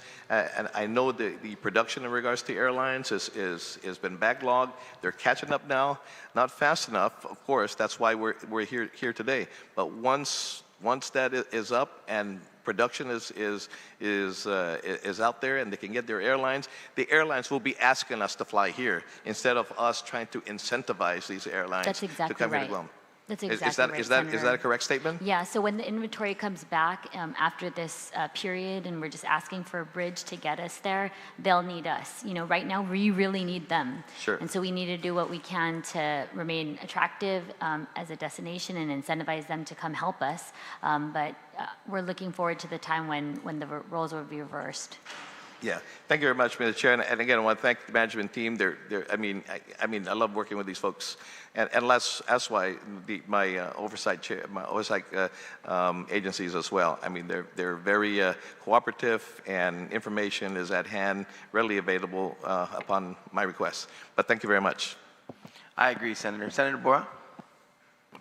Thank you, Mr. Chair. You know, I don't necessarily have questions, but I definitely want to thank you guys for the information that you guys presented today. I think for me, what's important is that I can stand behind something that is data driven, and I can go into questioning in regards to what types of scenarios, and then I'm confident and we're going to trust that you guys chose the best that is going to yield the highest return in regards to what we're trying to do to help revive the tourism economy. But I have no questions, and I just want to thank you guys for really not coming to ask for the money, but being able to support that, because it's easier to make a decision when it's backed up by data, and easier for us to make a decision when you're able to justify the data sets that are being presented before us. So thank you. Thank you, Senator Borja. You know, we're here as kind of the management team, but we represent a tremendous team behind us, and lots of years at both GVB and at the airport, and we have really great teams with a lot of support and the industry behind us as well. Thank you. Senator Bora, yes, and they're very open. They've had an open invitation to all of us. Many of us have taken that opportunity, and so I wanted to make sure all of you heard it if you didn't have a chance to go down there. And you can open their door any day, and they'll take you in and give you this program time and time again. Senator Parkinson. Thank you, Mr. Chair, and thank you for the GVB team for coming down to the People's House today.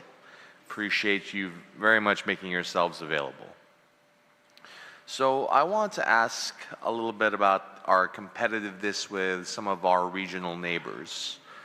Other regional destinations like Vietnam and Okinawa are aggressively marketing towards Asian travelers. Can you please just help explain how this incentive program ensures Guam remains competitive? In particular, what makes Guam's proposition attractive to airlines and travelers compared to our competition? Thank you very much, Senator, and I'll give the airport and our GVB team an opportunity to answer. As we mentioned, the the tourism market is highly competitive due to the limited availability of commercial aircraft, disruptions in the supply chain, but also just the cost. The cost of labor here, the cost to keep our people employed is much more expensive to pay for a minimum wage job here on Guam than it would be in Vietnam or in Thailand, as you had mentioned. So other markets like Thailand, like Hong Kong, many of our competitors, they're dedicating a significant amount of their operations to incentivize airlines and to provide these incentive programs. And we've seen some of what they're able to offer, and we really can't compete. It's very, very challenging. And so, we're coming to the body to ask for your support and ask for your help because we think we have a great product to offer. We know that Guam is an incredible destination, and we want to be able to be competitive and to stand up against all of the other destinations around the world because we think we're the best. But it's just very challenging from a cost perspective. If I'm a visitor and I have maybe 3 or 4 days to spend, I can only travel so far. Here are the different destinations that are provided to me. Guam is limited in its in its air service capacity, so there's limited times that I could get over there. Whereas if I'm in Tokyo or if I'm in Seoul, there's triple, quadruple daily service to a lot of these other places, many different opportunities for them to get there. So it makes it a challenge. But I guess I'll pass it over to Ricky to also add on. There's a couple of things, Senator. One has to do with air service and the profitability of air service. And most of these Asian destinations that you alluded to are served by low-cost carriers that are very, very margin sensitive. So that's part of the problem that we have to deal with is we are less cost competitive relative to that area. Where we can differentiate ourselves, apart from the incentive, is our brand identity. We have certain things that we in Guam can offer that these cheaper destinations in Asia can't offer. We have a brand identity that's U.S., American, hygiene, clean, English speaking, and those are commodities that are actually in demand by some of our key markets like Japan, especially Korea. So we're competing at all fronts, but in answer to your specific question, we are disadvantaged by scale and yield to the air carriers. And that's why these incentive programs, I think, are very helpful in helping us ameliorate that. And President Regine mentioned that the critical part is for the next 18 months because it's going to take that long for the mergers to settle down and for equipment utilization across the different carriers to kind of level off. So we need basically to hang on for a year and a half. Thank you for that. I want to talk about some of the changes in visitor demands that at least I'm observing when I kind of look around. And what I see that there are global travel trends that show a demand for authentic experiences, things in nature, something a little bit adventurous. For instance, foreign visitors in Seoul are increasingly drawn to hiking programs, and Taiwanese eco-travelers enjoy hiking and cycling tours. So I guess what I'm asking is, what kind of market research has GVB conducted to confirm that Japanese, Korean, Taiwanese tourists want more jungle, waterfall hiking, and cultural immersion in Guam? Thank you very much, Senator. Actually, we partnered and we were able to receive some of the information from the Bureau of Statistics and Plans. They provided they're still working through a tourism repositioning strategy. And part of their initial, I think, phase 2 was a number of these in-market surveys. And so they took out, they asked about 750 potential visitors in each of our key markets, questions about just travel in general, not even specific to Guam, just what would incentivize you to travel, what are you looking for? And so they shared a lot of what you had just mentioned about adventure, about safety, about an escape from their everyday lives. And so a lot of them also targeted specific things like ecotourism, hiking, cultural experience, cycling, and a number of other adventure tours. And so much of what we're doing at GVB already kind of highlights that, but they've also come with additional demonstration projects, like the idea of taking Study Bay and have that be a trailhead for folks to hike down. And from the trailhead, you can choose your own adventure. You can go on the advanced path, the intermediate path, or the beginner path. And our goal is to work with them to make sure that that trailhead is safe, that it's lit, that it has security, that it has access to Wi-Fi. If there's an emergency, they need to call search and rescue. All of those things are available to them.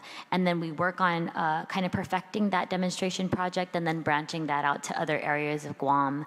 And we want to be able to do this not just for our visitors, but also for our local people. We have partnered with Hiking Guam as well, and really trying to promote a lot of the things that they're doing over the weekend. I think it would be great to have visitors join along with our local residents to a lot of our hiking spots all around our island. So I thank you for that question. I don't know, Nate, if you have anything else to add. But we're also, doing things with the cycling community. Tour of Guam is an annual signature event that we do. And there are a bunch of other things that we're promoting in terms of sports tourism. But go ahead, Nadine. So in addition to the BSP and country research, we actually have our reps who are also reaching out and finding out what the consumers want. And it's very consistent with the BSP information. Okay, thank you for that. And I guess I want to ask about infrastructure and experience development, because as you said, there is an appetite for hiking trails and eco tours and other actionable now projects to improve the Guam tourism. Will any portion of GBB resources be allocated to developing these attractions? The trail restoration, signage, camping facilities, guided tour programs?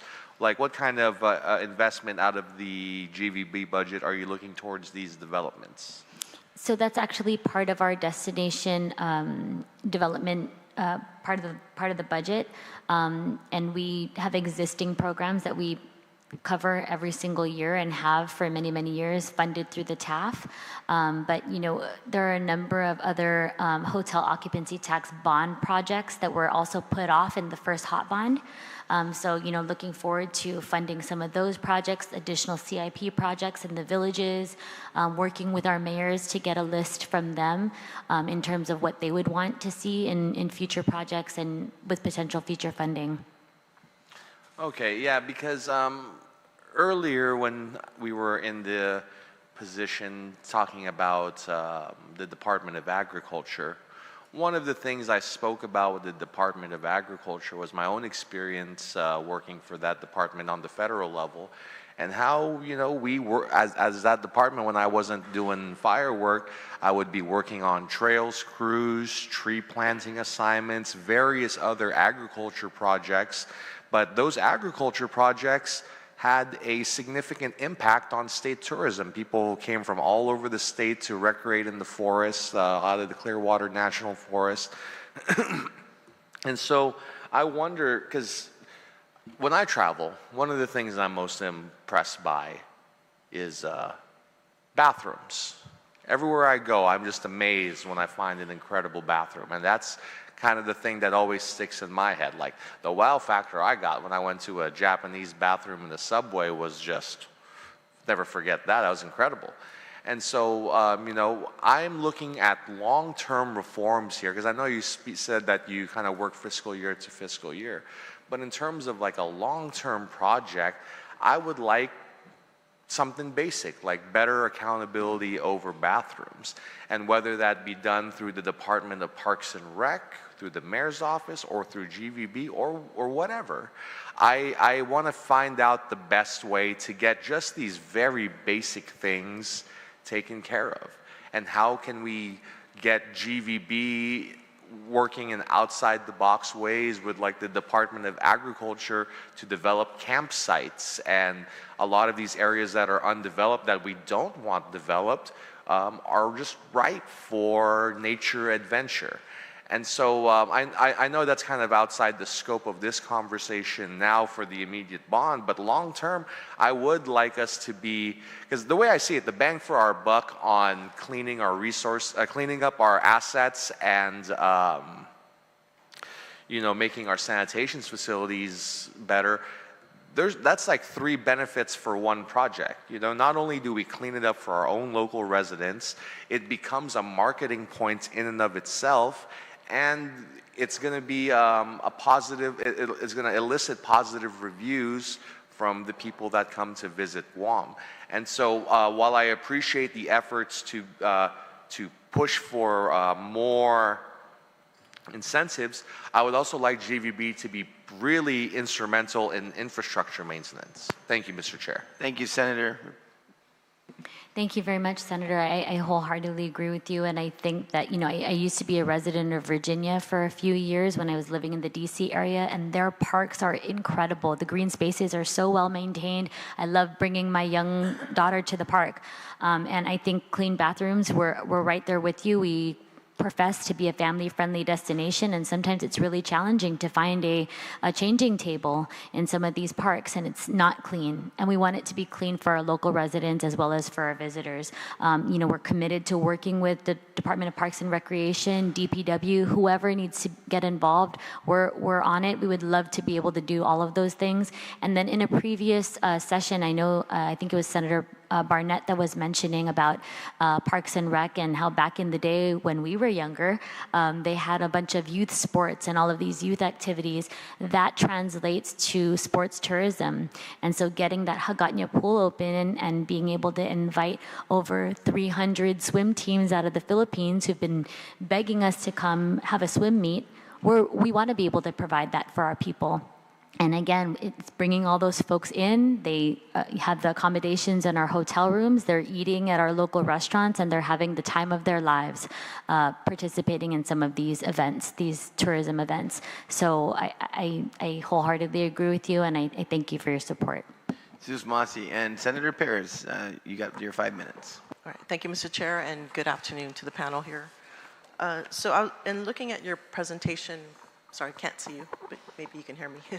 And looking at your presentation, there was missing line 2025. I didn't see any results for that as far as visitor numbers and everything else that was associated with that. So we were able to, on one of the slides, provide the results up to June and July, but we can't provide for, you know, September, October, November, and December of 2025 because that hasn't happened yet. So as soon as we get those numbers updated, we'll provide that.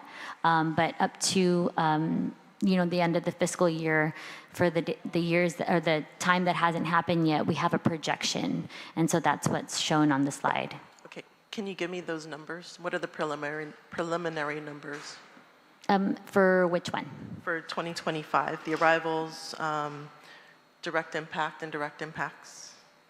Sure. So maybe it's slide 9. I'm not sure if AV is following, but we have a revised FY2025 forecast versus actual. And so again, we have up until June numbers that are solid.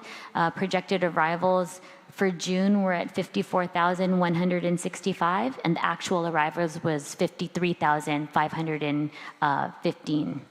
And so for July, we're projecting 69,000, and August 72, September 71,182, and that brings us to the end of the fiscal year. So that equals to what for the cumulative amount? For the fiscal year? Yeah, so far, the running total. Hold on one sec. It's 510,000.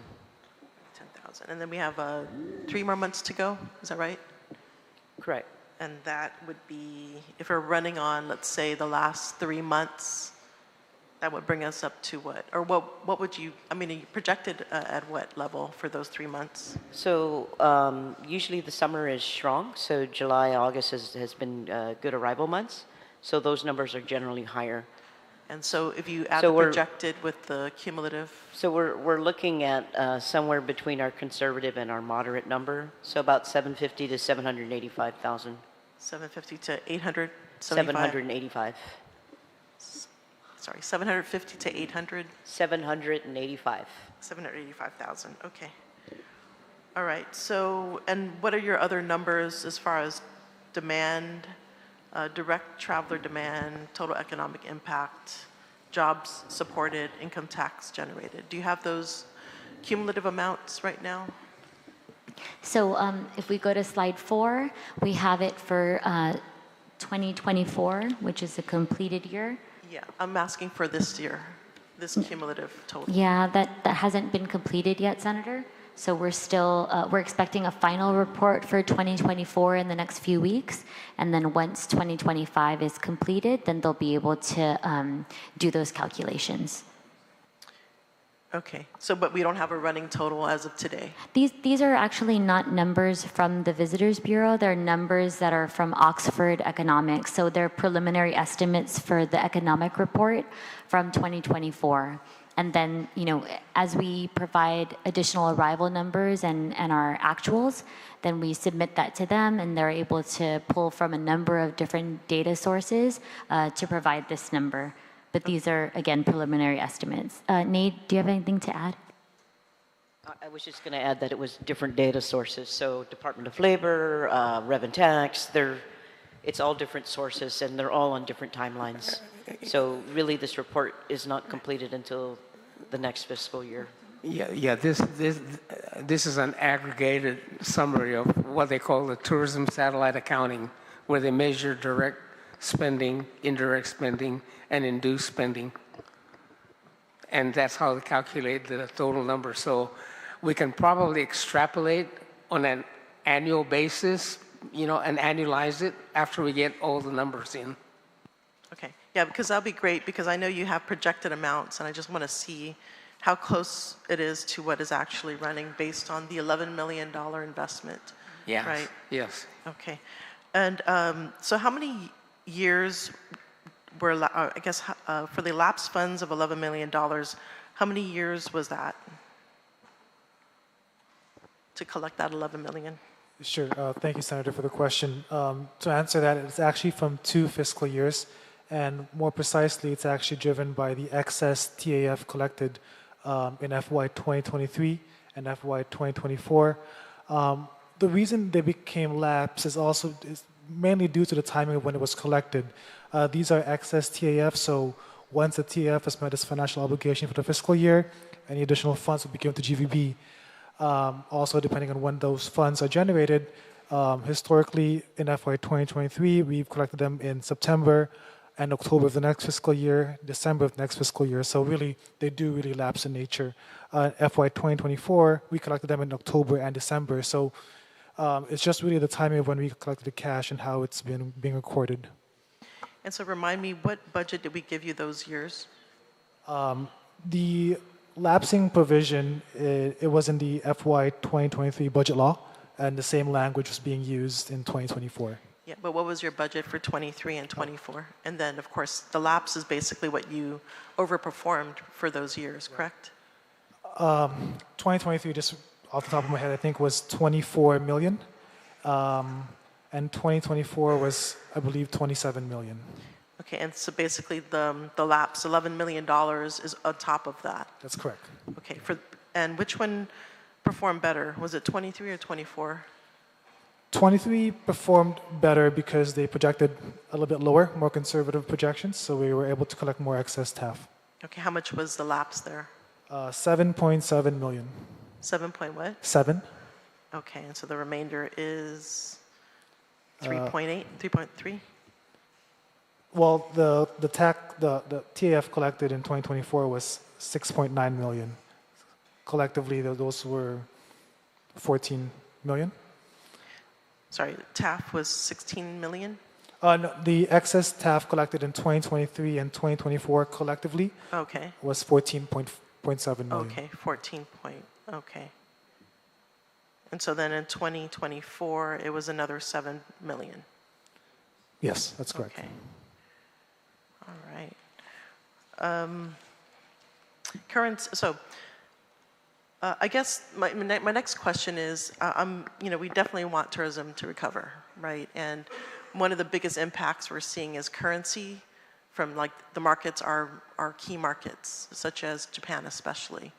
Korea, how does the currency look compared to today? And I'm just, I guess the question that I'm really going for is, can we get the most out of our investment? How can we make sure that we're getting the most out of our investment? And if we can target our investment so that we can do that, tie it in with currency rates, tie it in with, destination attractions, something to that effect. And to what extent has GVB have more of a coordinated approach to tie in airline incentives with destination management? So, Senator, what we're doing actually is several added value campaigns. So, for example, for the Japan market, we have the Guam Bonus and the Guam Pay programs, where several hotels and optional tours and restaurants have decided to give discounts as a collective group. And GVB is also funding $30 per person as an added value to their trip. For the Korea market, we actually just launched Kids Fly Free program, working with several travel agencies. It's a pilot program. We've never done that before, but we're actually seeing very positive results with it. So added value brings down their costs, which makes the exchange rate kind of level out a little bit. Okay, and that reminds me, so as far as what is the makeup of our visitors that want to come to Guam? Is it, and the age groups, and I guess, yeah, if you can talk more about who are we trying to attract or who are we attracting? And I guess it's kind of like a self-fulfilling prophecy. If you're giving out these incentives, then you're going to attract a certain group, but maybe perhaps what research has been done to really kind of assure the best type of investment and best type of recovery plan? So we just restarted our exit surveys to get a better idea on the demographics that are coming. However, we do know that of our total visitor mix, about 45% of them, the people coming are Korean. About 30-something% are from Japan, and then the rest make up the rest of the percentage. The Koreans that are coming are generally in their 20s up to their 50s. And then there's percentages, of course, in between all of that. We've noticed that in the past, we actually were able to make an impact and have a higher spender come from Japan than in previous years. But we just have a couple of months of data. Maybe when we get to 3 or 4 months, we'll be able to actually put a full analysis together. Okay, and currency rates, how does that look? How's that looking? So the currency rates actually, Japan seems to be holding steady at like 147, at least every time I look at it, that seems to be the number. Before martial law was declared in South Korea, the exchange rate was 1,100. It's now 13, almost 14, yeah, 1,400. So again, the added value campaigns help bring the cost down.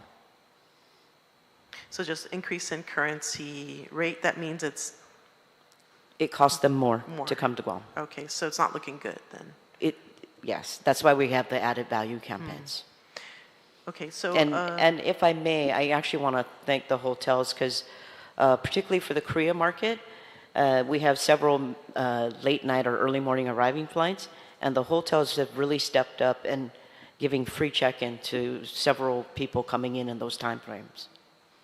Again, that added value. Okay, and then how much do they spend when they come here? Are you seeing a drop in expenditures from tourists that come to Guam?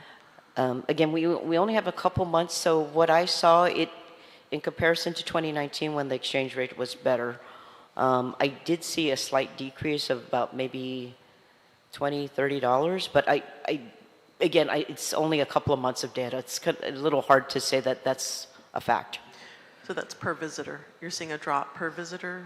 Yes, but again, it's very early in the study. And Senator, I just want to add that it may be a slight drop based on, we only have a few months of data, but it's a huge difference when you have visitors coming versus no visitor. No visitor means no dollars. So that's kind of what we're up against here. As far as repeat visitors, are we seeing repeat visitors, or just, have you noticed anything to that Yes. effect? Yes.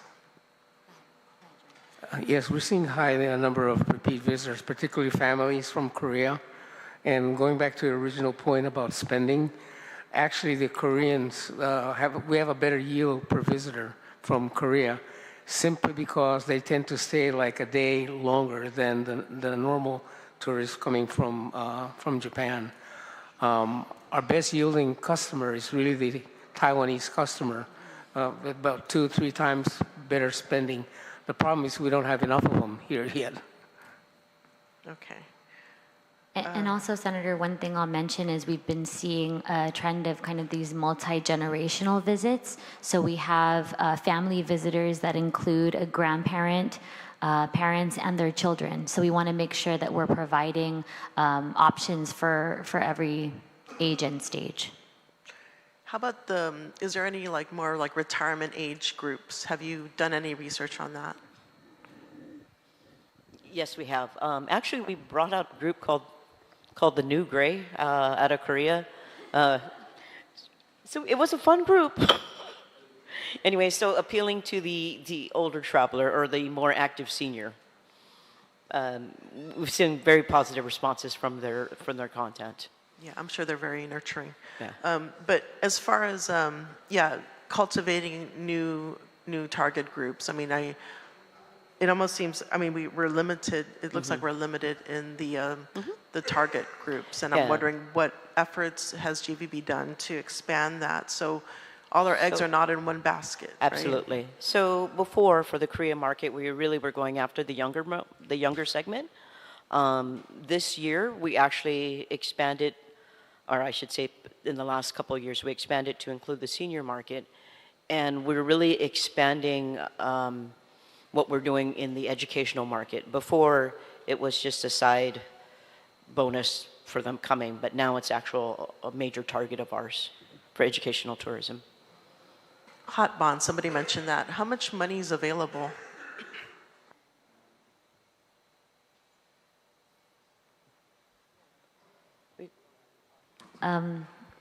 None. No money is available. But if you would like to introduce a bill that puts a hot bond together, we'd be happy to come down and support it. Thank you. Thank you for your support. That was more a question. Thank you, though.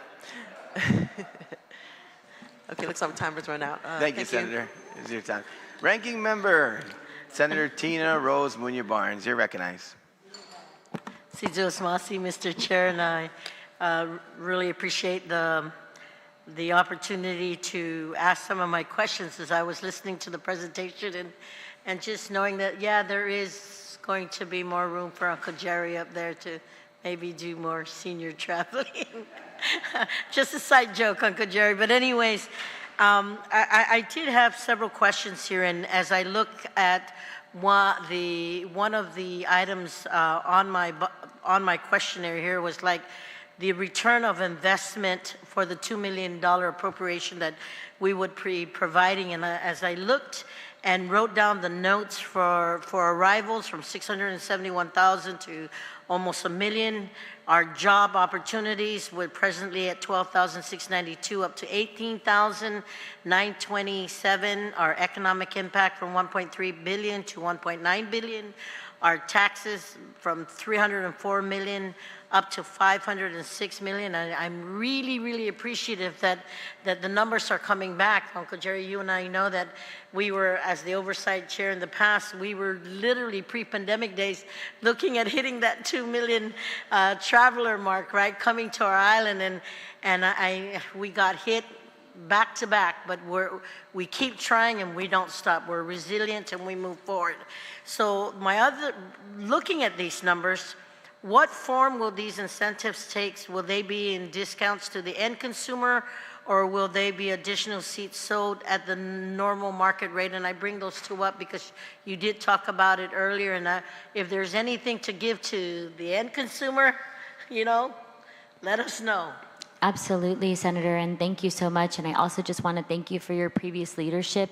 As Red had mentioned, the way that we're funding our existing incentive programs are realized lapses from those years where you provided oversight, and we had, you know, it was gangbusters, and we were making a lot of money. And so, thankfully, you know, the team was very prudent in the way that they spent that, and they saved it for a rainy day, and we had to use that this year to help bridge this challenging time, right? And so just in answer to your question in terms of the way that we approach the airlines, there are 3 different ways that we have tried to leverage these funds. So we do co-op promotions, which include, you know, marketing, website promotions with the airlines, with travel agents, special discounts and offers on airfare to very targeted populations. And then we also have a load factor program that incentivizes the airlines. So we provide small amounts of monetary support to airlines for reaching an average load factor of anywhere above 82%. So if they hit that mark, then they receive the load factor incentive. And then we also have a turnaround support program. And so we support airlines that upgauge their current flights and add new service, add new charter or seasonal service by paying these airlines a certain rate per flight. So we share the risk with them. We understand that they could be flying anywhere else. They could be flying to long-haul destinations like Denver and receiving these incentives up to the tune of $2 million, as we've seen, or I'm sorry, $7 million over the course of 2 years. And so again, we're fighting hard, and we're trying to stay relevant and competitive. And I just wanted to note before I hand the floor back over to you is the demand is really clear, but if our competitors have cheaper seats because of these incentives and we do nothing and we don't have the incentives, then the competitors' value proposition becomes way more compelling. Not only is Thailand more compelling, but it's also compelling to the end user because it's cheaper once you get there. The hotels are cheaper, the food is cheaper. The overall experience is different than Guam. So we really have to focus on our value propositions, and we thank this body for considering to give us that additional negotiating power and helping us stay alive. You know, as you look at our source markets and prioritizing on these incentives, you talked about South Korea. Is that the highest of priorities? Because, you know, there's South Korea, Japan, Philippines, you know, Taiwan. So where is the highest priority? Is it South Korea? So I would say that, you know, our focus has been both the J and K markets. So Japan and Korea are both very high priorities for us, but we're also eyeing the Philippines. If we're able to work with this administration and the president of the Philippines to, you know, include the Philippines in the Guam CNMI visa waiver, that would be incredible for us. And we have so many of our kababayans here that want to visit and go back home, and likewise the Filipinos who want to come visit Guam. However, there are places like Cebu, like Clark, where there are a number of folks there that already have visas. And so we're doing what we can to try to target them. We have a new marketing team out in the Philippines now. So really working to try to promote travel within the Manila area, Cebu, Iloilo, and beyond. So again, not putting all of our eggs in one basket. And then as you mentioned, Taiwan, we have direct service now, which is definitely something to celebrate, but really trying to figure out how we can expand on that, make it 4 times weekly, have these high spenders come and please buy all of your luxury goods here on Guam and support our local small businesses as well. You know, there's a lot that they can do and experience here on Guam, but we got to get them here first. Anything else to add, Ricky or Nate? I think when you talk about Taiwan, I can share that just experiencing that recently from a medical perspective, knowing that it's great. It's literally as close as it is to Guam to the PI, working the other way, and I'm telling you, the relationships that can be built upon that is literally great. You talk about the medical tourism, educational tourism, and all that other perspectives that are out there, and Taiwan has taken that opportunity to want to continue to engage. So I really hope that you continue to keep that source market, working closely with TECO, because they have literally supported the efforts coming this way, and so we need to capitalize on that, especially as it relates to educational exchanges. And I know that Taiwan is working with the University of Guam, and I think we need to improve on that more. I did want to bring up also, as it relates to this incentives, will this be also used to attract former Guam residents or families of current Guam residents to come to the island at a more affordable rate? And I know you guys did it last year. It was really, really big. You know, a lot of our locals from back in especially the West Coast, took advantage for them to come home because they said the flights were so reasonable. How do you want to expound on that program moving forward? Thank you, Senator. We actually have the Marianas Fest in Portland coming up in the next few weeks. And so we have, I think, one member of our team that's going out there to support their efforts, but really want to encourage all of our diaspora to come and visit. We met with some of the participants of a program in Sinipuk over the last few weeks who came to visit Guam and learn more about our culture. So always, you know, encouraging that, but we'll also be out there for PIFA, and we're working with our airline partners to try to get additional discounted rates and promotional offers to be able to be offered there at PIFA. So definitely wanting to welcome our brothers and sisters who are in the States to come back to visit maybe in the holiday season. Yeah. You know, half of my heart is now living in Santa Barbara, California. So I really want to make sure that that travel is affordable and that it's accessible to the people of Guam. And I think it's gotten really expensive. That's it's extremely expensive. I agree. And you know, the more that we're able to increase the capacity and increase the travelers, then Ricky and his team at the airport can decrease some of their landing fees, making it more attractive to our airline partners.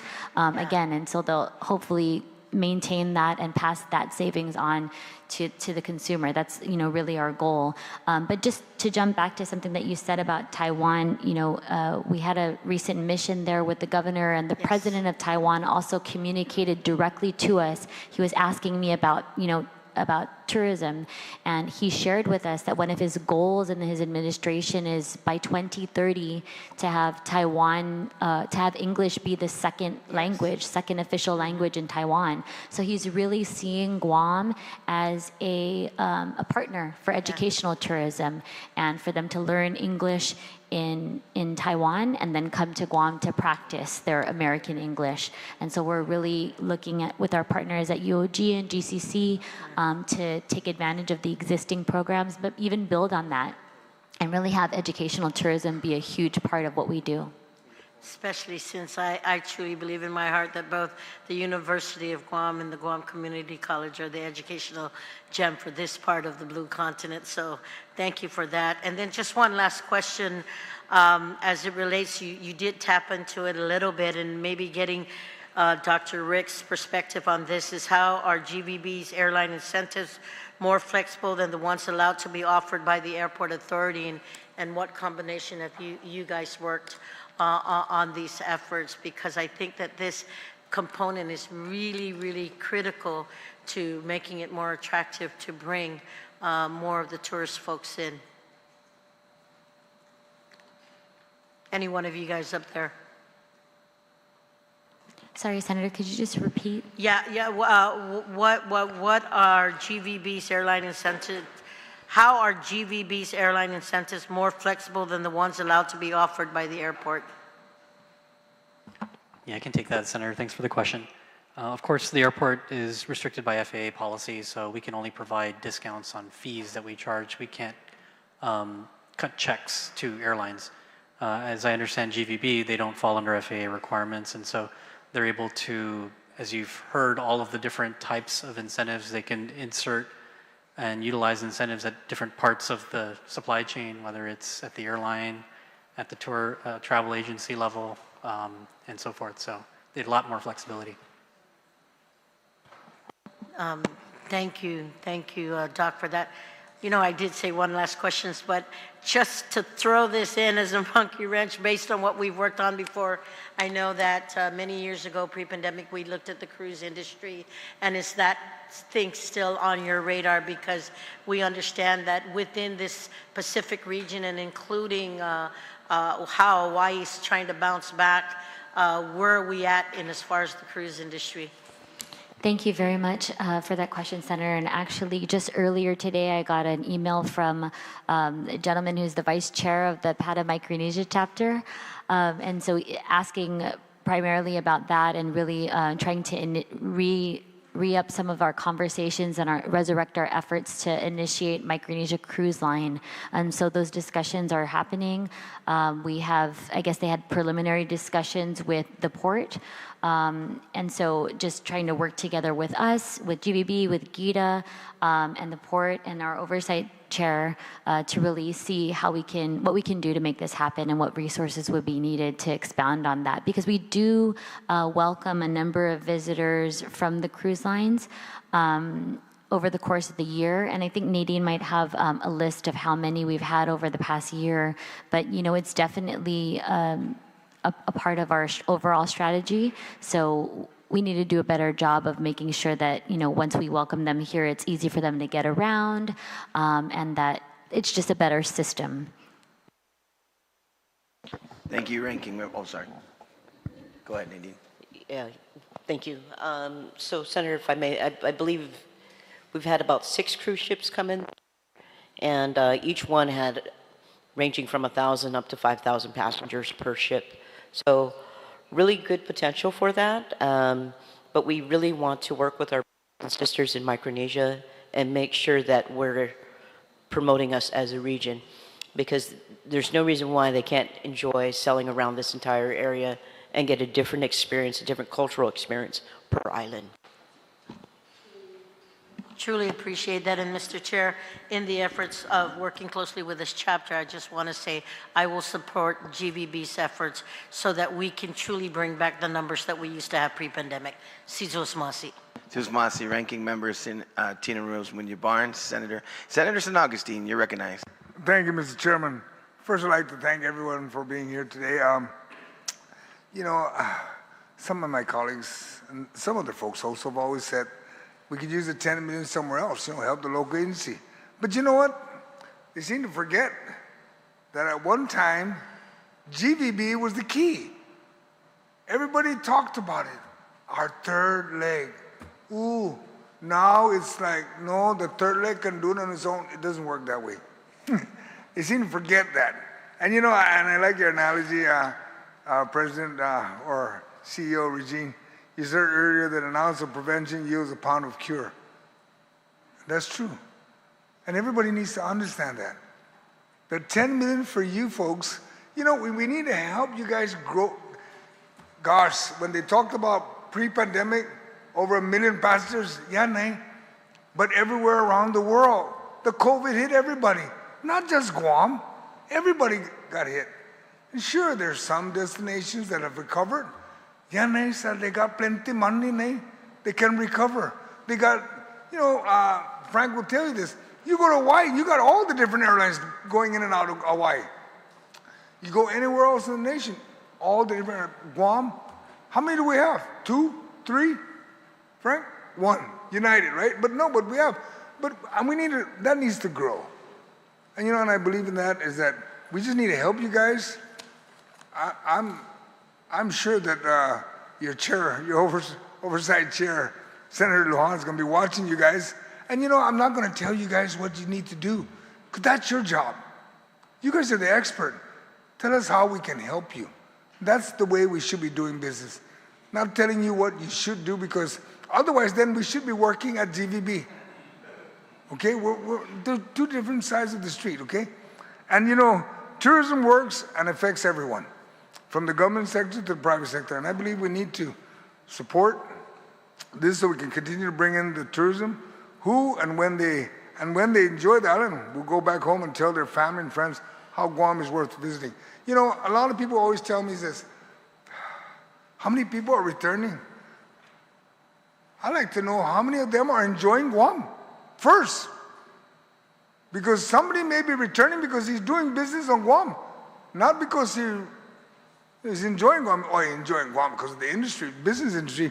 But I like to know, and you mentioned earlier, CEO Lee, that you're going to help the mayors, the parks, because, you know, myself and my wife, we ride with a bunch of motorcyclists, and every time we go to the park, we're like, half a day, don't even have a bathroom available.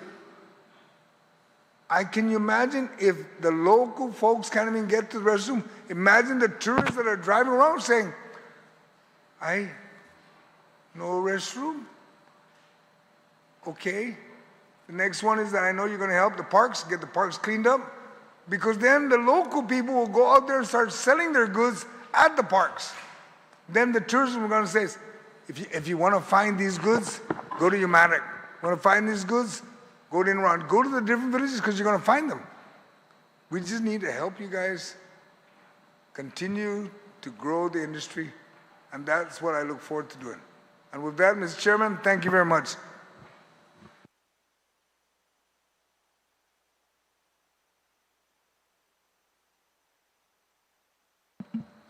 Susmasi, Senator San Agustin, appreciate you.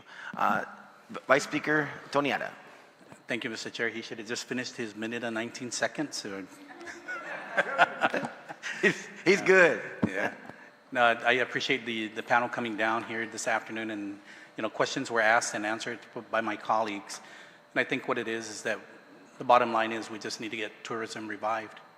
A lot of businesses have suffered and continue to suffer. And I think that ensuring that this pillar of our economy continues to rise as the build-up starts to subside. So we need to ensure that that balance continues to grow throughout this time period. But other than that, again, thank you for all coming down this afternoon and justifying the need for this funding. And we look forward to voting on this budget. Thank you, Mr. Chair. Susmasi, Vice Speaker Ada. Senator Shelley Calvo, you're recognized. Thank you, Mr. Chair. Thank you, GVB and Airport, for being here. Thank you to everyone in the panel.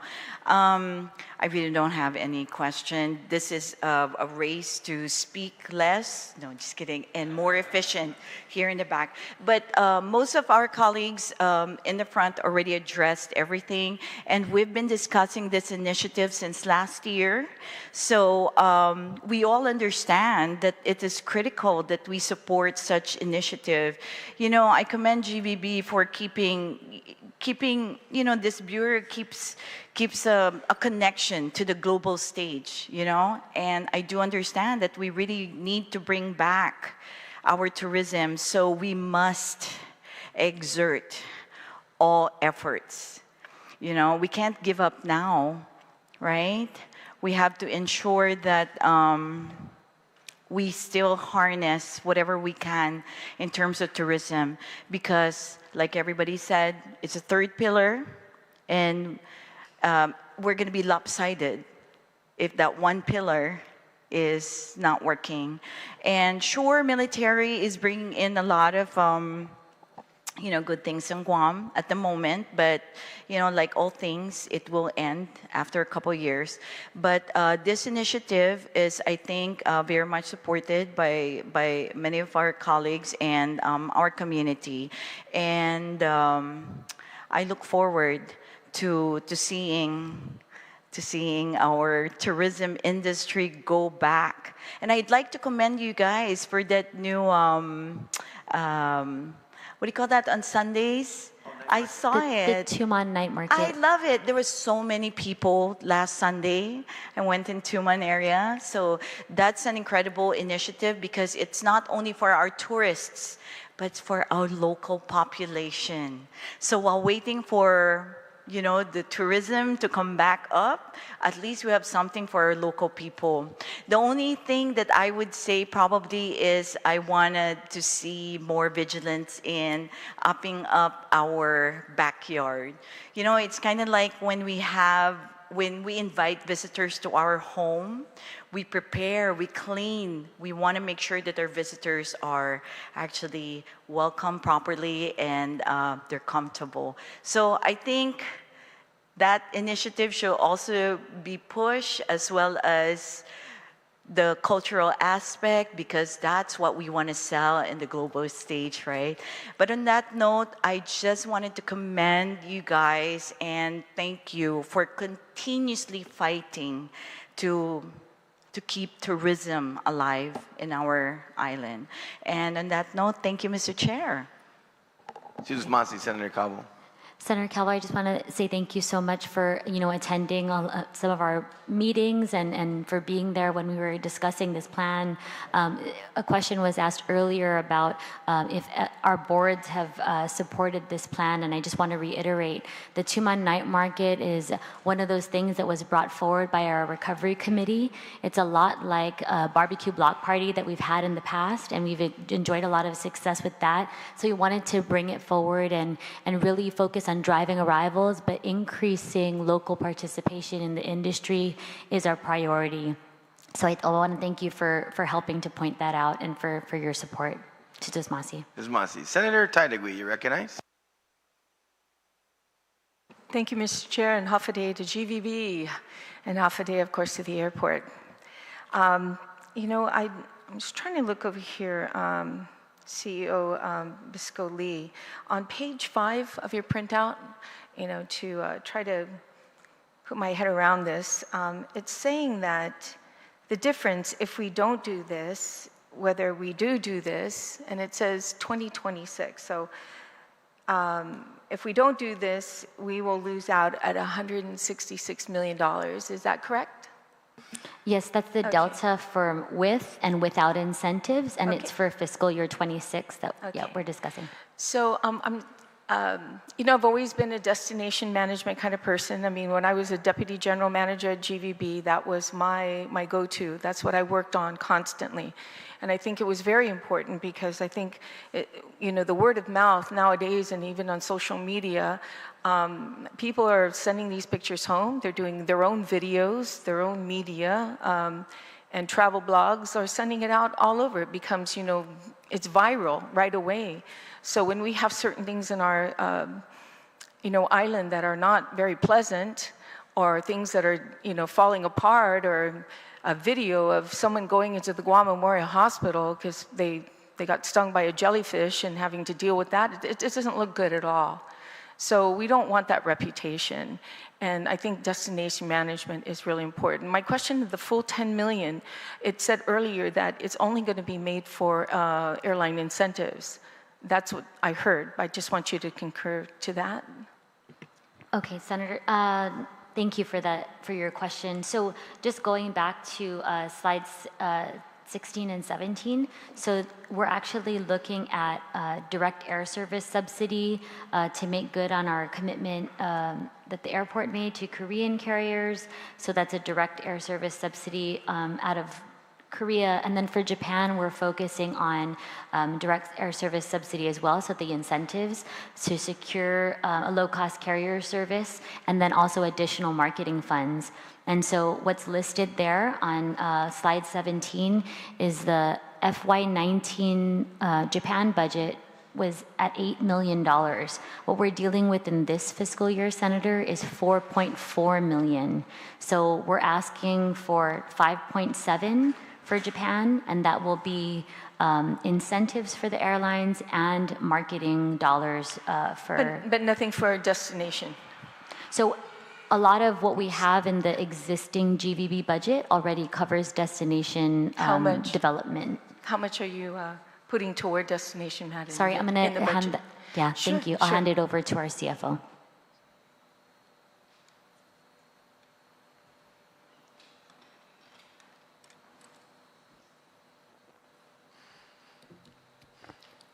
My apologies, Senator. My file is lagging. That's okay. They're not, the clock is not ticking on me. It's all good.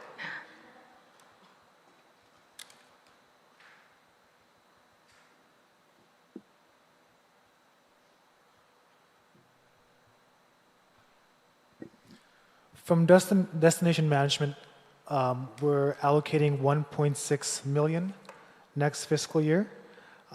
We do also have a separate program called Visitor Safety. The allocation for that is 2.8 million. That's the VSOs, right, that are down there? Okay, Yes. for safety. Yes. So 1.6 only right now? What was it in last year? Sorry, Senator, my apologies. Last year was 2.1 million. So why did it fall down? I mean, the lower this year? The Director for Destination Management actually had requested to shift the funding from destination to visitor safety due to the additional needs that was communicated. Yeah. Since I have you on the microphone, can you tell me in FY, I was trying to find out, the CRE report, my good colleague from Barragata asked earlier on the CRER report. Okay, maybe I have it now. Here we go. So pre-COVID, on the special funds ending September 2019, okay. I mean 2019, sorry, 2019. So pre-COVID, the Tourist Attraction Fund was yielding, at the end of September, $45 million. You're rounding off about $45 million, correct?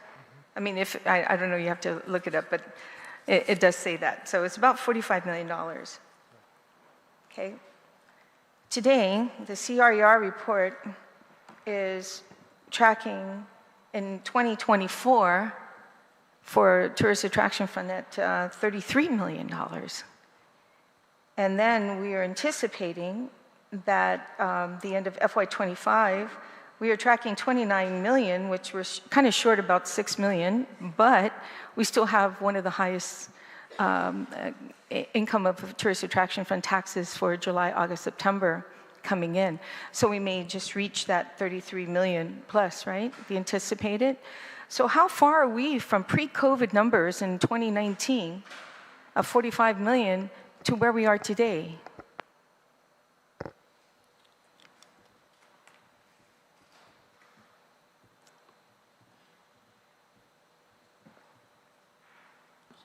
While he's pulling up the numbers, Senator, in terms of dollars, in terms of arrivals, we're at 1.6 million in arrivals in 2019, so pre-pandemic.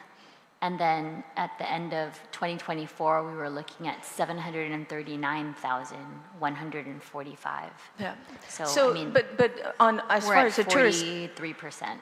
Right, thank you for that information. But as far as taxes are concerned in the TAF, we're only $12 million away from pre-COVID in our tourist attraction fund. Only $12 million away. So that's good. That's good news, everyone. They're coming back. You know, the economy is, you know, we're getting those taxes in the tourist fund. We're coming back to that 45 pre-COVID, which is amazing. So that's why I'm wondering, why would we, if those numbers are coming in, then why aren't we focusing on our destination management? You know, why aren't we cleaning up the area? Why aren't we putting security cameras down in Seti Bay and other locations to keep our tourists safe? You know, I don't understand. I mean, Senator Parkinson actually, or sorry, Senator, where's he from? Anyways, where is he from? MTM, okay. We're trying to be really good at, you know, saying it correctly. MTM. I was talking about all these great incentives where people now, it's so much easier to go online for our travelers out there, young and old, to even go online and find out great things to do in certain locations. And of course, our culture is our biggest draw and the pushing toward that. So of the incentivized programs that you've done in the past, do you have a graph showing what it actually yield in funding? Thank you, Senator. That's your last question. Sure, sure. This is round one, yes, sir? No, there's only one round. Oh, I thought there was two rounds. No, I announced it in the beginning. It's only one round. No, you said 2 rounds. No, I didn't. I said one round. Yeah. It's only one round, Senator. I announced it. It's written down right here. Okay, well, my mistake. I didn't realize that. I wouldn't have been joking so much and just getting to the point. Sorry, Senator. But anyways, I asked it, yeah. that question before it Yes. beeped. So if we'll I get can... the answer, and that will conclude the Okay, round. well, I'll follow the rules. So, Senator, we can do the math and send that to you following these proceedings. But in terms of the incentives for Korea specifically, on slide 11, we saw a really rapid response to airline incentives. So, in November, we had an air service mission. The seat capacity out of Korea was about 30,000. Shortly after that, we saw Korean Airlines adding additional seats, so that jumped to 41,000 in January. And then we did another air service mission in April when the seat capacity was 30,000. And we saw in May, June, July, and August it start to climb. And so in August today, we're at 60,807 seats available in Korea, out of Korea. And so we've been able to demonstrate that when we are given these incentives and we're working with our airline partners, the capacity increases tremendously. And especially for Korea, those load factors have also maintained between 80 and 90% full. Mr. Chair, if I may, just consideration, just one more question. I promise it's very short. It's been fair to everybody. It's very, very short. You can email it to them. We're in recess.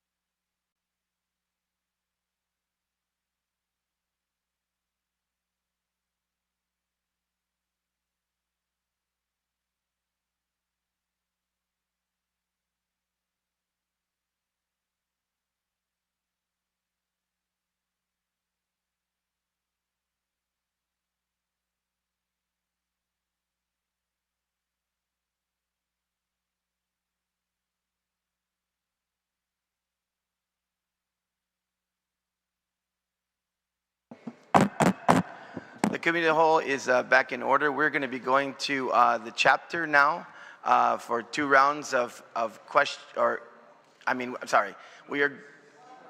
Yes, we're on the amendments at this time. And so if you have amendments, please be ready to move them. Please be ready to move your amendments. We're in recess.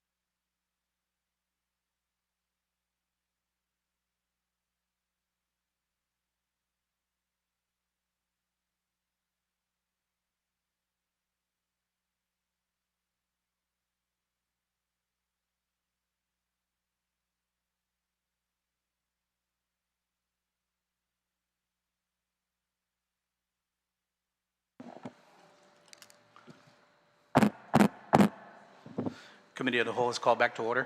Colleagues, we're going to recess till 6 p.m. We have some amendments that came in just before the gavel went down at the close, so we're getting all the amendments together, and then by 6 p.m. we'll come back and knock out all the rest of the amendments for this chapter. We're Committee of the Whole on recess, 6 p.m.